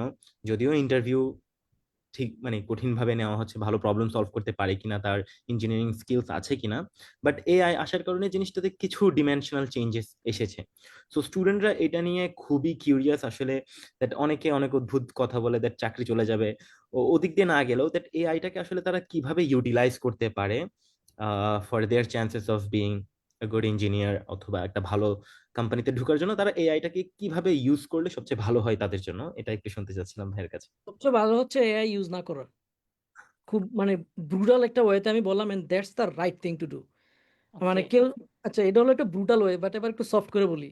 সেটা হচ্ছে যে এআই এর যেসব টুলগুলো আছে, use it for learning, explaining. Most of the time অনেক ভুলভাল অ্যান্সার দেয়, which is dangerous, try to verify. অনেক সময় দেখা গেছে কনভারসেশন করতে করতে, যেমন আজকে আমি ডিনার করতে করতে আমি বললাম যে এই পেপারটা একটু পড়ো, লিঙ্ক দিয়ে দিছি, সে পেপারটা পড়ছে। তার মানে যে এই পেপারে এই প্যারামিটারগুলো একটা টুল আছে অ্যাক্সিলারোমিটার। তো আমি হচ্ছে যে সিরিয়ালাইজেশন ডিসিরিয়ালাইজেশন অফলোডিং কীভাবে করতে হয় হার্ডওয়্যারে, করলে আমরা কী ধরনের ভ্যালু পাবো, এটার রিসার্চ পেপারটা পড়ে আমার এখানে একটা প্রপোজাল লিখতে হবে। তো আমি কনভারসেশন করতে করতে আমি তার কাছ থেকে শিখতেছি, this A very good habit. আচ্ছা এবার হচ্ছে জবে যে এআই ইউজ করতে দেয়, ভাই তুমি আমি প্রিটি মাচ আমরা তিনজনেই কোনো না কোনো সময় জীবনে ওপেন বুক এক্সাম দিছি, এবং ওপেন বুক এক্সাম হচ্ছে সবচেয়ে নষ্ট খারাপ এক্সামটা হয়, রাইট? তো এখন এআইটা দিয়ে দিলে দেখা গেছে যে প্রবলেমটা এমনভাবেই ইয়ে করবে যে এআই থেকে সে প্রিটি মাচ কিছুই পাবে না। যেমন রিসেন্টলি আমি ওই সিরিয়ালাইজেশন, একটা কাস্টম সিরিয়ালাইজার ডিসিরিয়ালাইজার নিয়ে কাজ করতেছিলাম, মানে সিপিইউর এফিসিয়েন্সি গেইন করার জন্য। লিটারালি আমি যতবারই আমি এই মডেলটা বলি যে আমি তো এটা কাজ করতেছে না, সে আমার কোডটারে কয়েকটা কমেন্ট অ্যাড করে বলে যে this should be working. It can't produce a single word. So hmm, যখনই ইনোভেটিভ এবং কিছু আননোন জিনিস চলে আসে, কারণ this is how transformer model works. Hmm, transformer model তো সে পৃথিবীর আজগুবি জিনিসটা চিন্তা করতে পারবে না, he was train for certain things, right? যার কারণে হচ্ছে এটা যে সব কিছু করতে পারবে, মানে এটা কিন্তু ট্রু না, এবং অনেক সময় অ্যান্সার ভুল হয়। যার কারণে if you are not careful you will learn something wrong, and it could be potentially dangerous. But hmm, normal conversation এবং তারা আস করা, চ্যালেঞ্জ করা, তখন হয়তো সে আবার নিজে নিজে চিন্তা করবে যে মনে হয় ভুলভাল বলছে কিছু, তখন আবার সে বলবে যে I am sorry I give you wrong answer, right? তো এটা হচ্ছে কেয়ারফুলি ইউজ করা, বাট এটা লার্নিং টুল হিসেবে অ্যাবসলিউটলি ফাইন। বাট ওই কেউ একটা অ্যালগোরিদম দিল, জিপিটি গিয়ে বললে সলিউশন নিয়ে বসে দেওয়া, don't do that. Hmm, don't do that, use your brain. কারণ ব্রেইন হচ্ছে এমন একটা জিনিস, আমি একটা বই পড়ছিলাম, বইটার নাম হচ্ছে brain by okay. David something. ওই বইটাতে যে আমরা যখন আমাদের যেই লেভেল, আমি সবসময় আমি বলি যে আমি যেই লেভেলের, আমি নেক্সট লেভেলে পারফর্ম করতে চাই, this is my habit in my life always. মানে এখনো আমার যে ইঞ্জিনিয়ারিং লেভেল, আমি এর পরের লেভেলে পারফর্ম করতে চাই। কারণ হচ্ছে আচ্ছা। আমাদের ব্রেইনটা এরকম, যখন তুমি কঠিন কিছু দিয়ে ট্রাই করো এবং ফেল করো, brain is asking for you to fail. কারণ যখন তুমি ফেল করো that means you tried something hard, এবং ব্রেইনের যে নার্ভ থাকে, এটার নাম হচ্ছে হোয়াট এভার, ওইটা হচ্ছে আস্তে আস্তে করে থিক হয়ে যায়, একটা ফাইবার অপটিক কেবলের মতো এটা থিকার অ্যান্ড থিকার হয়ে যায়। তখন হচ্ছে পরবর্তী সময় সে আরও কঠিন প্রবলেম ডিল করতে পারে। সো যার কারণে নিজের ব্রেইনটাকেও একটু এক্সারসাইজ করাইতে হবে। আমাদের বডি এক্সারসাইজ করলে মাসল হয়, ব্রেইনেরও তো একটু মাসলের দরকার, তাই না? আর hmm, job replacement, to be honest last few years I saw people literally get 1 week training, become QA. আমেরিকাতে খুবই কমন, পার্টিকুলারলি আমাদের ইন্ডিয়ান অনেক কলিগের wife, they studied Bangla Islamic history, they become also QA engineer, like whatever, like 1 week simple কাজ টাজ করে হয়তো বা। এই জিনিসগুলো ডেফিনেটলি আন্ডার বিগ থ্রেট, আচ্ছা। Of course it's under big threat. কিন্তু হুম, যারা হার্ডকোর, যেই কারণে তোমরা কোডার ভাই বানাইছো এবং আমি যে কারণে কথা বলতেছি, যারা এই জিনিসটা ফলো করবে, আমার মনে হয় তাদের ওই জিনিস নিয়ে চিন্তা করার দরকার নাই। যারা কোডার ভাই কোডার হইতে চায়, they already different level, at least I think. So তাদের ওই যে চাকরি চলে যাবো, ওদের চাকরি যাইবো না, they will be in a very good shape, ওইটা নিয়ে চিন্তা করার কোনো দরকার নাই। রাইট? ও, আর কোডিং এরও ব্যাপার অনেকে বলে যে ভাই আমি তো কোডিং পারি। হুম তো হুম এটা নিয়ে লিজলি ল্যাম্পোর্ট একটা কথা বলছে যে মানে কোডিংটা হচ্ছে কিরকম একজন মানে যে টাইপ করে তার মতো, লাইক আচ্ছা programming and coding is two different things. কেউ যখন টাইপ করে তার কিন্তু নলেজ লেভেল হওয়ার কোনো দরকার নাই, বিকজ হি ডাজন্ট থিঙ্ক যে অথর যে রাইটার তার হচ্ছে ইন্টেলেকচুয়াল ক্যাপাবিলিটি দরকার, রাইট? আমি একটা উপন্যাস লিখছি, আমি একজনের টাইপ করতে দিছি, সে কিন্তু এই উপন্যাসে কিছুই বুঝবে না আগা মাথা, হুম রাইট? হুম সে তো যারা কোডার সে হচ্ছে টাইপ করে, টাইপিস্ট হচ্ছে কোডার, হুম আর যে প্রোগ্রামার সে হচ্ছে থিঙ্ক করে। এই কারণে লিজলি ল্যাম্পোর্ট একটা খুব সুন্দর একটা কোট আছে, বাট কোডের মিনিংটা হচ্ছে এটা আর কি। থ্যাংক ইউ ভাইয়া। ভাইয়া আমি এখানে যদি একটু ফারহানের সাথে অ্যাড করি ভাইয়া, আমার ওই জায়গাটাতে ধরেন রিসেন্টলি আমাদের বেশ কিছু স্টুডেন্টরা নিয়ে আমরা একটা বুট ক্যাম্প করেছিলাম, যেখানে আমরা কয়েকটা প্রজেক্ট ভাগ করে দিয়েছিলাম স্টুডেন্টদেরকে, পাঁচজন পাঁচজন করে। অ্যান্ড আমরা একটা প্রজেক্ট সিলেক্ট করে দিয়েছিলাম, ওরা ওই প্রজেক্টের উপর কাজ করেছিল। অ্যান্ড কাজ করার পর ওরা ওই প্রজেক্টগুলো আমাদের কাছে আবার প্রেজেন্ট করেছে। অ্যান্ড ভাইয়া আমরা যেটা আসলে মানে আমিও যেই ধরনের সাজেশন পেয়েছিলাম ওইটার উপর বেস করে আমরা ওদেরকে একটা সাজেশন দিয়েছিলাম যে তোমরা তোমাদের প্রজেক্টে যাই করছো না কেন বা করতেছো না কেন, ওই প্রজেক্টের মধ্যে এআই রিলেটেড কোনো কিছু ইনক্লুড করে দাও। বিকজ যেহেতু এখন এআইটা অনেক বেশি বুম করতেছে, তোমার এআই যুক্ত এখন তো ভাই সব জায়গায় বললে এআই লাগাইতে বললেই বলে যে ডিরেক্ট চ্যাটবট লাগাইতে, যে একটা চ্যাটবট লাগাই দিলাম এটাই হচ্ছে এআই। এখন ভাই রাইট। এআই মানে is AI something like that, মানে শুধু চ্যাটবটই, অর এআই এর ইনফ্লুয়েন্সটা বা এআই এর ইম্প্যাক্টটা এর থেকেও বড় বেশি। এবং সেক্ষেত্রে এআইটাকে আমরা বিভিন্ন প্রজেক্টগুলোতে কিভাবে প্লাগ ইন মানে করাইতে পারি, তাহলে যেটা আমাদের রিক্রুটারের জন্য হয়তো একটা ভালো ইমপ্রেসিভ কিছু হতে পারে। So, এই জায়গায় ভাই আপনার মতামত, আপনার ভিউটা কেমন? আমি আসলে এআই এবং এমএল এক্সপার্ট না, সো এই বিষয়ে কমেন্ট করাটা আমার জন্য অনেক টাফ। যদিও আমার টিম হচ্ছে এমএল নিয়ে প্রচুর হেভি কাজ করে, তো এআই এবং এমএল এর যে spectrum is really big. Recently যেই মানে ট্রেন্ডটা যে শুরু হয়েছে এটা কিন্তু ওই ট্রান্সফর্মার মডেলের কারণে। হঠাৎ করে জিপিটিগুলো আসছে, ট্রান্সফর্মার মডেল যেটা মনে হয় 2017 সালে সবচেয়ে ইম্প্যাক্টফুল, যে attention is all you need, যেখান থেকে ট্রান্সফর্মার মডেলের তৈরি। তো মানে ওইখান থেকে আসার পরে হচ্ছে এই জিপিটি, চ্যাটবট, লার্নিং এই সেই তৈরি হয়েছে, কিন্তু এর বাহিরেও কিন্তু মানে জেনারেলি সেলফ ড্রাইভিং কার গুলো আছে, রাইট? হুম, জি কম্পিউটার ভিশনের একটা পার্ট। তো সেখানে এআই হচ্ছে। রিসেন্টলি আমেরিকায় আরেকটা নতুন কোম্পানি খুব পাওয়ারফুল হচ্ছে, নাম হচ্ছে অ্যান্ড্রল। স্পেলিংটা হচ্ছে ANDURIL, মনে হচ্ছে যে অ্যান্ডুরিল, বাট দে কল অ্যান্ড্রল। অ্যান্ড্রল হচ্ছে, ওরা হচ্ছে সব এই ডিফেন্স কোম্পানি, তারা like highly capable robotic arms বানায়, যে আর্মি ডিপ্লয় না করে ওইটা ডিপ্লয় করবে। ওইখানে কিন্তু প্রচুর পরিমাণে এআই লাগে, তো সেখানে তো কম্পিউটার ভিশন হেভিলি ইউজ হয়, তারপর হুম হচ্ছে বিভিন্ন সেন্সর, রাডারের প্যারামিটার এনে মেশিন লার্নিং ইউজ হয়।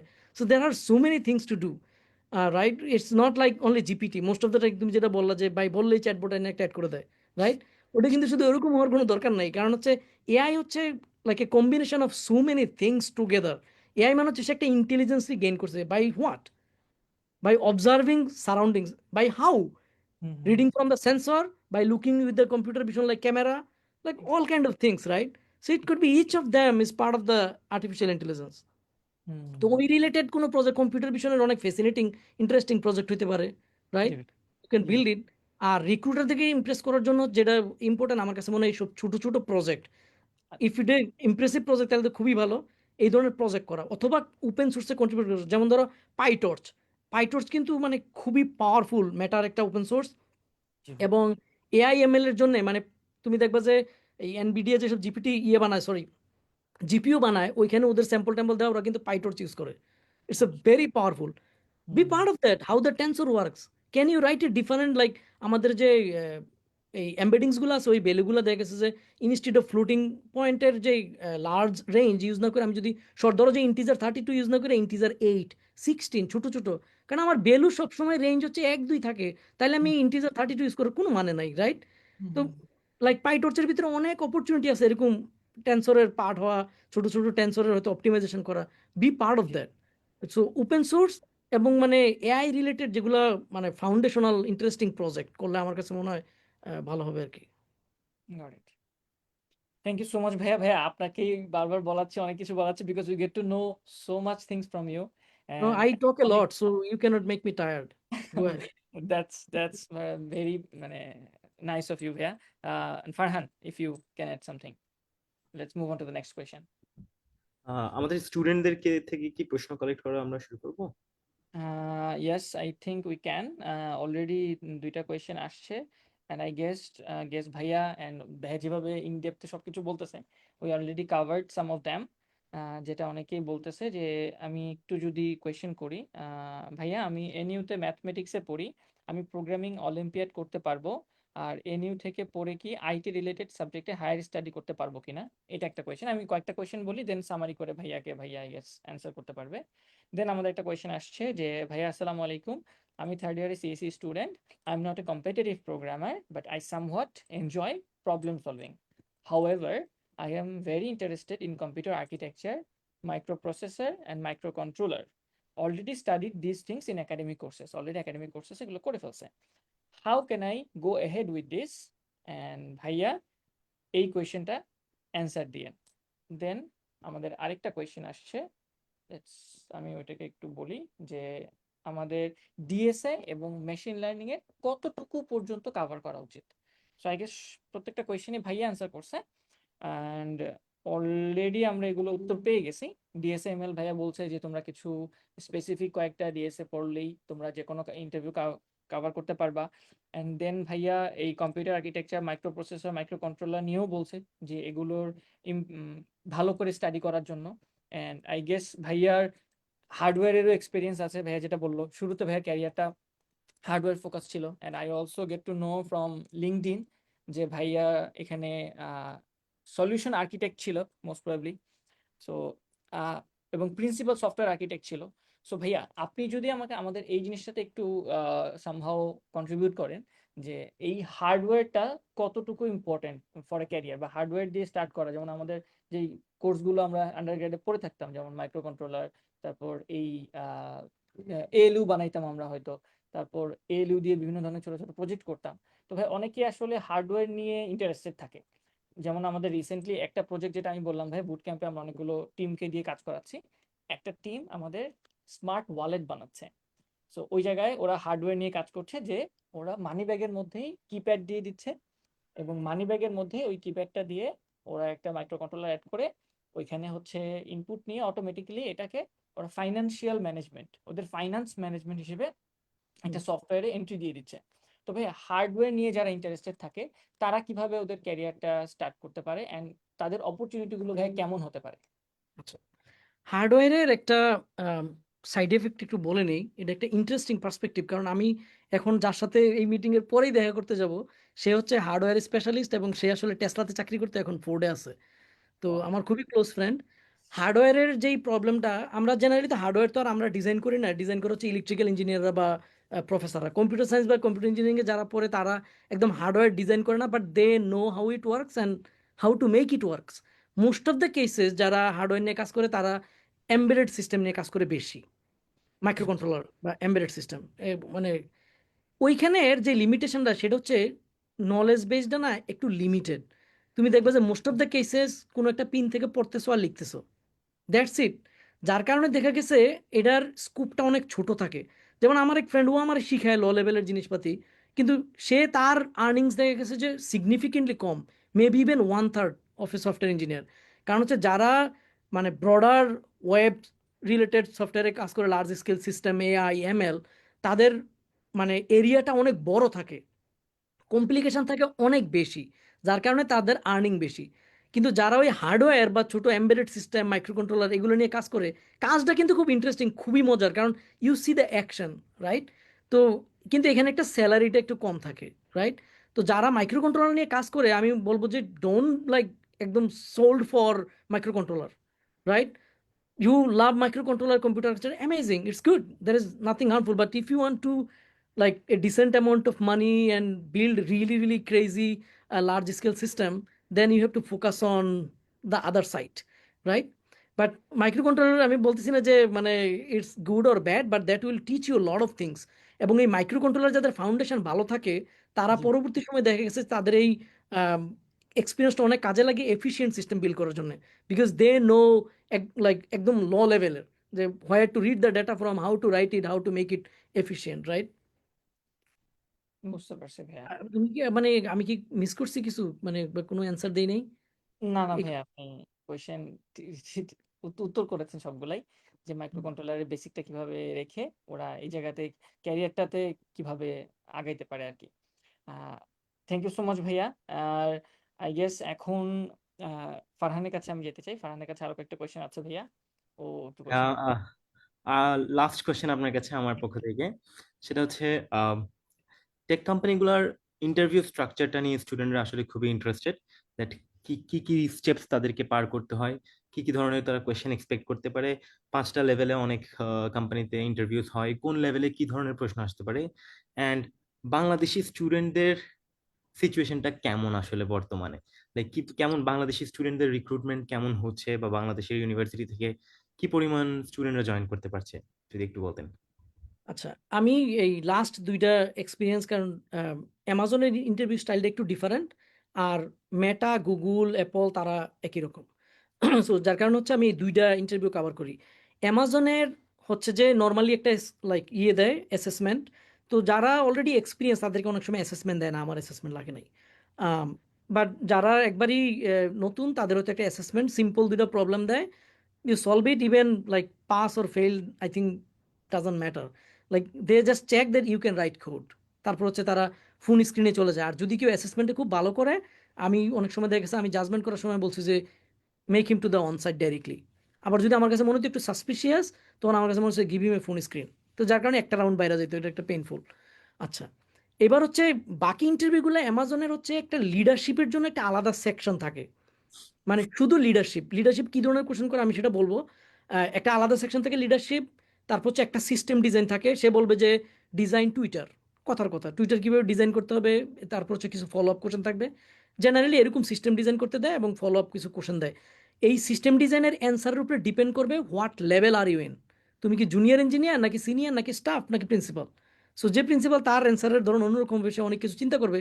যে ফ্রেশ কলেজ গ্রাজুয়েট, সে তো বুঝেই না কেমনি সিস্টেম, সে হয়তো বড় জোর বলবে যে এখানে একটা ক্লায়েন্ট সার্ভার আছে, এখানে একটা ডেটাবেজ আছে, রাখতেছি পড়তেছি, এইটুকুই, রাইট? সো এটা হচ্ছে সিস্টেম ডিজাইন। আর কোডিংয়ের ক্ষেত্রে প্রিটি মাচ সেম।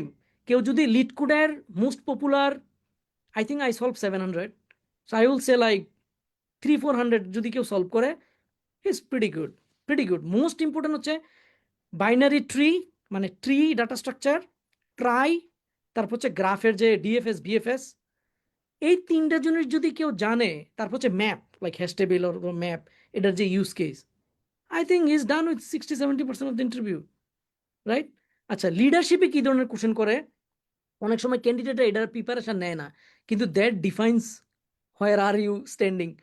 তো এটা হচ্ছে, যেমন ধরো আমার একটা কোশ্চেন করছিল অ্যামাজনে, যে give me an example where you showed like too much customer obsessed, কারণ অ্যামাজনের ফার্স্ট লিডারশিপ প্রিন্সিপাল হচ্ছে customer obsession, that you care about customer. তো আমি ওটার এক্সাম্পল কি দিছিলাম, আমার যে লিঙ্কডইনে যে হার্ডওয়্যারটা বানানো, এরকম একটা প্রোডাক্ট হিউস্টনে প্যাকেজ লুজিং হচ্ছিল, প্যাকেজ হারাই যাচ্ছে, মানুষের প্যাকেজ ডেলিভারি ওরা পায় না।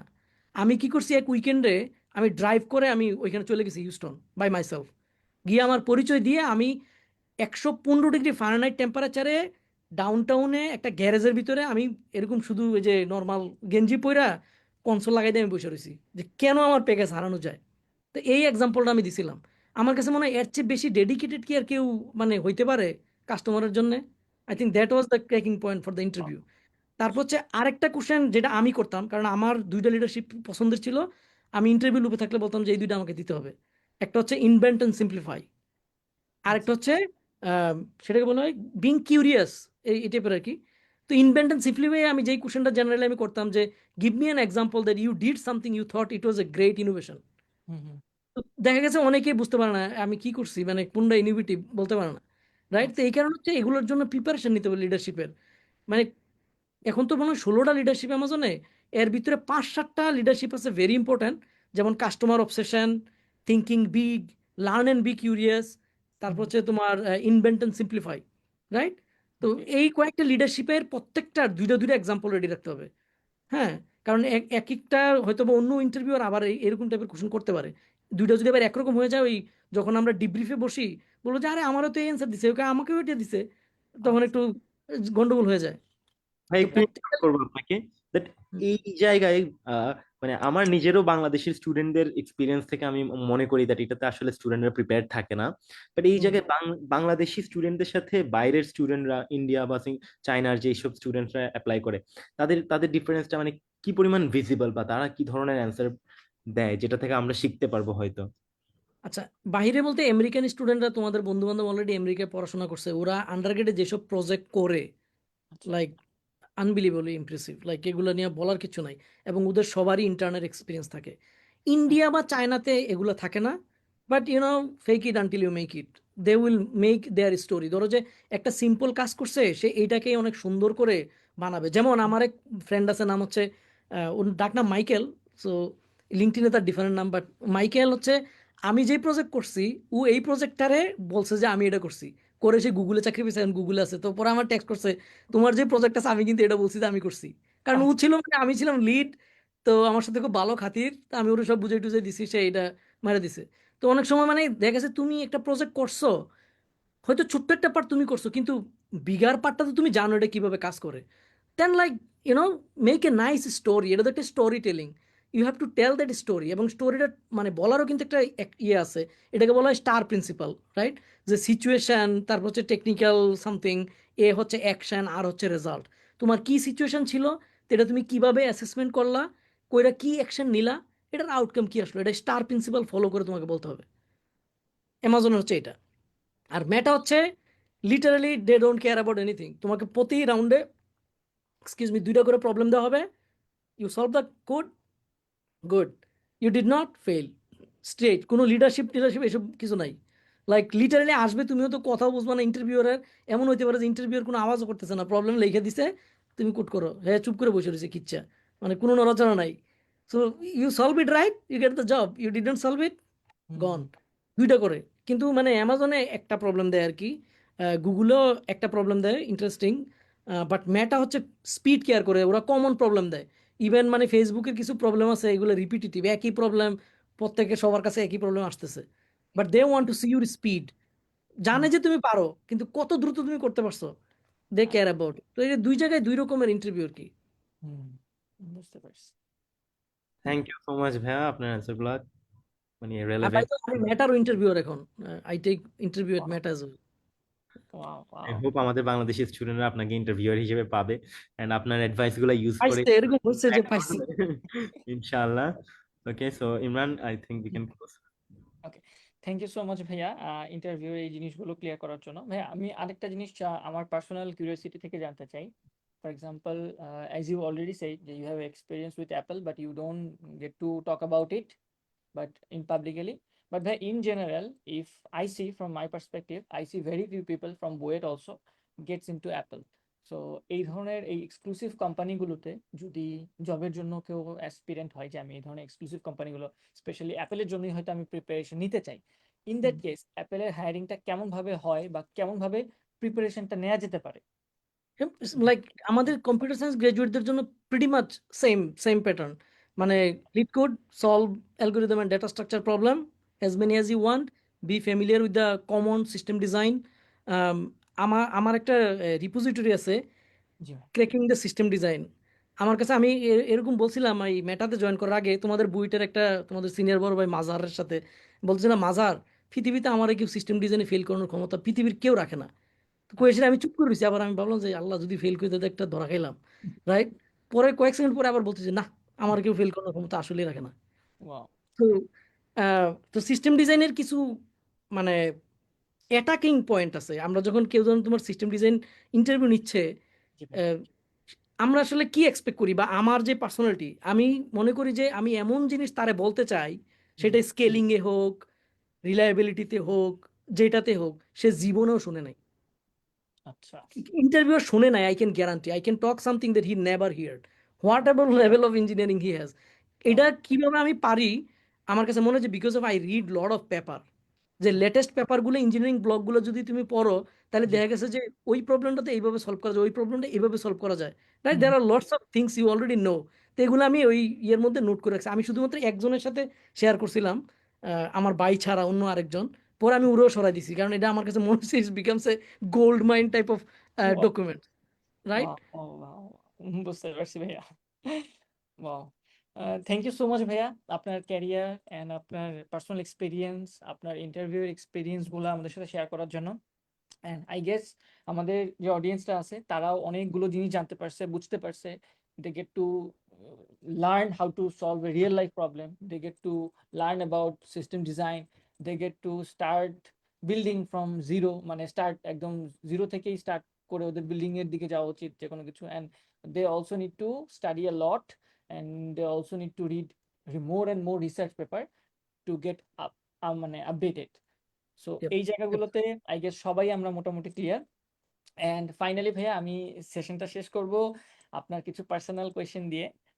আই হোপ আপনি আমাদের সাথে আপনার পার্সোনাল এই কয়েকটা জিনিস শেয়ার করলে আমরাও আসলে বুঝবো যে কিভাবে অবস্টাকেল গুলোকে ওভারকাম করতে হয়।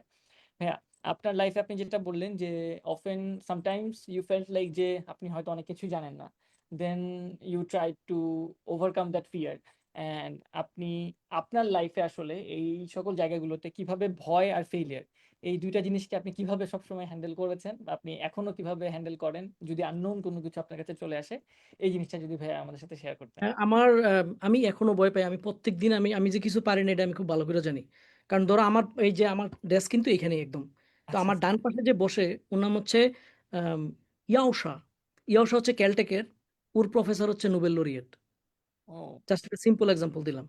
ওদেরকে যখন আমি দেখি, আমার পিছনে যে বসে ডেভিড ফ্রাইডল্যান্ড, সে হচ্ছে কর্নেলের। ঠিক আছে, ওর সাথে আবার ডিনার করছে কে জানো? এই রিচার্ড ফাইনম্যান, ও। ডেভিড ফ্রাইডল্যান্ডের সাথে। আমি একদিন বলতেছিলাম তোমার সাথে জীবনে নোবেল লরিয়েটের দেখা হয়েছে, কারণ নোবেল লরিয়েট নিয়ে কথা বলতেছিল যে ডু ইউ নো যে I had a dinner with Richard Feynman. তো যখন এই ধরনের ট্যালেন্টের সাথে আমি বসি, আমি সবসময় মনে করি যে আমি আসলে কিছু পারি না। তো এই যখন আমি মনে করি যে আমি কিছু পারি না জি এবং ভাইয়া। আমি চাই যে আমি কিছু পারতে হবে, দেন আই স্টার্ট রিডিং। এবং আমি হয়তো অ্যাবভ অ্যাভারেজ স্টুডেন্ট, বাট আমি তোমাদের মতো একদম আহামরি টপ ট্যালেন্ট না আর কি। কিন্তু আমার এই ড্রাইভ এবং যে কন্টিনিউ চেষ্টা করা যে আমার মানে শিখতে হবে, জানতে হবে, এইটা। আরেকটা জিনিস আমি তোমাদেরকে বলবো, যত কোম্পানিতে আমি জীবনে চাকরি করছি একদম ফ্রম দ্য ডে ওয়ান 2014 সাল থেকে আমি সিদ্ধান্ত নিচ্ছি যে আমি কোনোদিন অন্য কারো ইন্টারেস্টে কাজ করব না। I will serve my own interest, nobody else. এই যে কোম্পানিতে কাজ করতেছি, জি ভাইয়া। I don't care. কেউ আমার একটা কিছু বললে এটাতে আমার ইন্টারেস্ট থাকতে হবে, then only I do. Okay. Right? তো এটার একটা ব্যালেন্স থাকতে হবে। আজকে আমি এই গ্রাফটা দুই বাংলাদেশি ভাইয়ের সাথে দেখাইতেছিলাম যে ধরো আমি যদি মানে ভার্টিক্যাল লাইনটা যদি আমি বলি যে কোম্পানির ইন্টারেস্ট, হরিজন্টাল লাইনটা হচ্ছে আমার ইন্টারেস্ট। আইডিয়াল পজিশনটা হচ্ছে যে Y equal to M X, হয় এম ইকুয়াল টু ওয়ান। ধরো যে এক্স এবং ওয়াই যখন লাইক যে লাইনটা 45 ডিগ্রি অ্যাঙ্গেলে, জি। রাইট? এটা হচ্ছে আইডিয়াল লাইন। তো আমার লাইন কোনোদিনও এই আইডিয়াল লাইন হয় না। আমার লাইন হচ্ছে একটু নিচের দিকে দিয়ে যায়, কারণ আমি আমার ইন্টারেস্টটাকে অনেক সার্ভ করার চেষ্টা করি। আমার কাছে আমি বিশ্বাস করি আমার এখন যে বয়স বা আমার যে লাইফের স্টোরি তোমরা আর যে কিভাবে সত্যি দেখলে বুঝবা, আমার কাছে মনে হয়েছে মানি should not be my priority. Right? আমার কাছে লার্নিংটাকে আমি নিছি আমার জীবনের সব কিছু হিসাবে। এবং আমার ম্যানেজারদেরকে আমি বলি যে আমার নেক্সট ইয়ারে $5,000 $10,000 স্যালারি কম দিলে আমার একটু কষ্ট নাই, কিন্তু তুমি আমার এমন প্রজেক্ট দিবা যেখানে আমার মাথা ওয়ালে বাইরিতে হয়।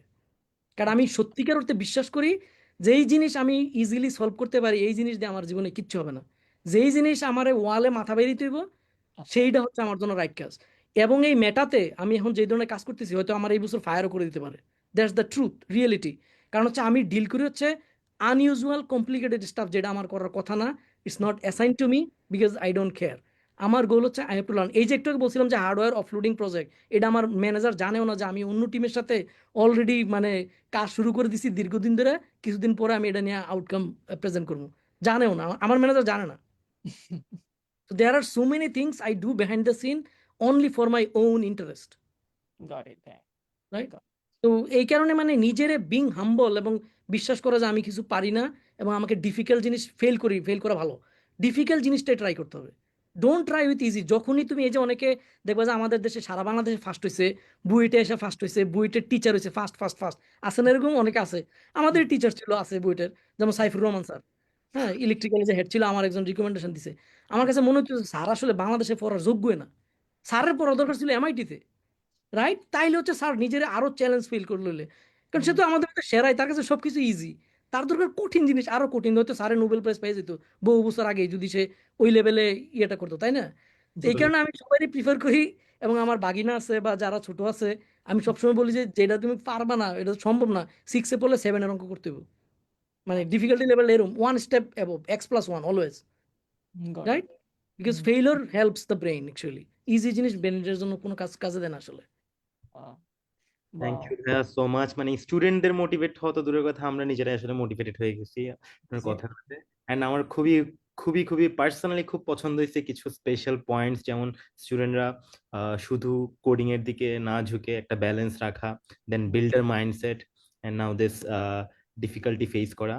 থ্যাংক ইউ সো মাচ, মানে খুবই এই রিসোর্সফুল একটা। বিল্ডারের কথাটা বলে তুমি আমার আরো একটু কথা বলানোর জন্য ইয়ে করছে। বিল্ডারের যে মাইন্ডসেট, এই যে মার্ক ব্রুকার যার কথা বললাম, অ্যামাজনের ডিস্টিংগুইশড ইঞ্জিনিয়ার, জি, সে জানো সে কার্ডের জিনিসপাতি বানায়, লোহার জিনিসপাতি বানায় বাসায়।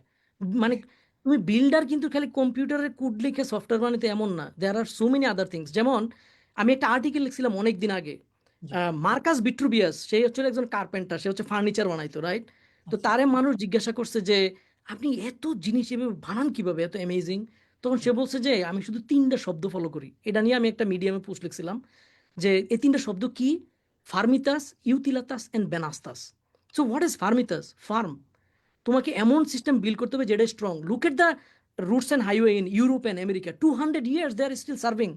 আর তুমি হুম, এমন সফটওয়্যার লিখো 10 মিনিট পরে bug down, right? That means you are not building firm system. Hmm, hmm, তারপরে নেক্সট ওয়ার্ড হচ্ছে ইউটিলিটি, রাইট? ইউটিলিটি আসছে হচ্ছে মানে ইউটিলাটাস মানে হচ্ছে ইউটিলিটি, স্মলার পিসেস। এটা তুমি যদি সফটওয়্যারে নিয়ে আসো, দেখো আমাদের এক একটা মাইক্রো সার্ভিস হায়ার লেভেলে যদি তুমি যাও, আবার যদি তুমি লোয়ার লেভেলে যাও, দেখো প্রসেসর আলাদা কাজ করে, মেমোরি আলাদা কাজ করে, প্রত্যেকটা আলাদা আলাদা পিস আলাদা করা যায়। আবার যখন তুমি একসাথে জোড়া দাও, খুব সুন্দরভাবে কাজ করে। হুম, ইউতিলাতাস, বেনাস্তাসকে beauty. When they all functioning together, venustas is the goddess, I think Greek goddess, right? তো এই সবগুলো যখন একসাথে করা হয়, খুব অ্যামেজিংলি বিউটিফুলি কাজ করে। So you have to build system such a way that fill this three principal: firmitas, utilitas and venustas. So wow, like you have to have a builder mindset. এখন সত্যিকার অর্থে আমি বাসায় কি করি জানো? আমি ওই যে আমার বাড়ির পিছনে বড় স্পেশাল জায়গা আছে, তো আমরা ভেজিটেবল করি না, এটা লাগানোর জন্য আমি কয়েকদিন আগে একটা টুল বানাইছি, যেটা দিয়ে কিভাবে মানে কাইটা নামানো যায়। That's also building. Don't hmm, under estimate this. আমার এরকম ফ্রেন্ড আছে যারা অ্যামাজনের টপ ইঞ্জিনিয়ার, ওরা হুম, নিজের বাসার ফ্যান্স বানাই ফেলায় নিজে নিজে, নিজের বাসায় বাথরুমের নিজে নিজে বানায়। wow, এই যে ওয়াটারিং ইরিগেশন সিস্টেম সে নিজে নিজে এআই টেআই ইউজ করে সব কিছু সে নিজে নিজে বানায়। That's the builder mindset. Hmm, Build, build, build, build. It don't have to be computer software. Build. That mindset will take you long. All right? wow. I think, thank you so much. ভাইয়া খুবই ভালো লাগলো কথাগুলো, মানে একদম and যেটা আসলেই দরকার। এই ধরনের কথাবার্তা খুব কম শোনা যায়। অ্যান্ড আই গেস ভাইয়া আপনার ওই এক্সপিরিয়েন্সটা এমন লেভেলে চলে গেছে যেটা আসলে যে কেউ কেউ বসাই দিলে যে কেউ আসলে আপনার থেকে অনেক কিছু শিখতে পারবে ভাইয়া। মানে এটা, মানে আমি অ্যামেজড আসলে যে আমি আর কি জিজ্ঞেস করবো আপনার থেকে। থ্যাংক ইউ সো মাচ ভাইয়া আপনার এই জিনিসগুলো আমাদের সাথে শেয়ার করার জন্য। এন্ড ভাই লাস্ট আমি একটা জিনিস আপনাকে জাস্ট ছোট্ট একটা প্রশ্ন করবো ভাইয়া। আপনি বাংলাদেশ থেকে অনেক দূরে আছেন, ওখানে অনেক বড় পজিশন হোল্ড করতেছেন, অনেক জনের সাথে আপনার কানেকশন আছে, and you get to know a lot of people, and you get to also you might also visit lot of places as well. ভাইয়া By the what, way, I meet with Lionel Messi. wow, An in-person handshake with Lionel Messi. wow, wow, wow, okay. ভাইয়া what do you miss about Bangladesh? মানে যদি এই জিনিসটা বলে আমাদের সাথে একটু করেন যে বাংলাদেশের কোন জিনিসটা আপনি মিস করেন? আমার এটা একটা খুব কঠিন প্রশ্ন করে ফেলছো। সেটা হচ্ছে যে বিদেশে থাকার যেই বড় প্রবলেম, এক সময় আমার স্টোরি, আমি তো বললামই, বই হবে, তারপর হচ্ছে সিনেমা হবে, তারপর হচ্ছে আরজিকির শুতে অলরেডি আছে। তো আমার খুবই unusual lifestyle. I have money right now, I have a fantastic family, I think I am one of the happiest, like I say that, like my যে কনজুগাল যে লাইফটা, I think that's the best in the world. So আমার আসলে চাওয়া পাওয়ার কিছু নাই। এবং মানুষের বুয়েটে পড়তে পারি নাই, একটা ছিল কয়েকদিন আগে যে তোমাদের বুয়েটের তাসমিন জিজ্ঞাসা করতেছে, ভাইয়া আপনি এই কোথায় কি ফেল করছেন? আমি বুয়েটে চান্স পাইনি তো।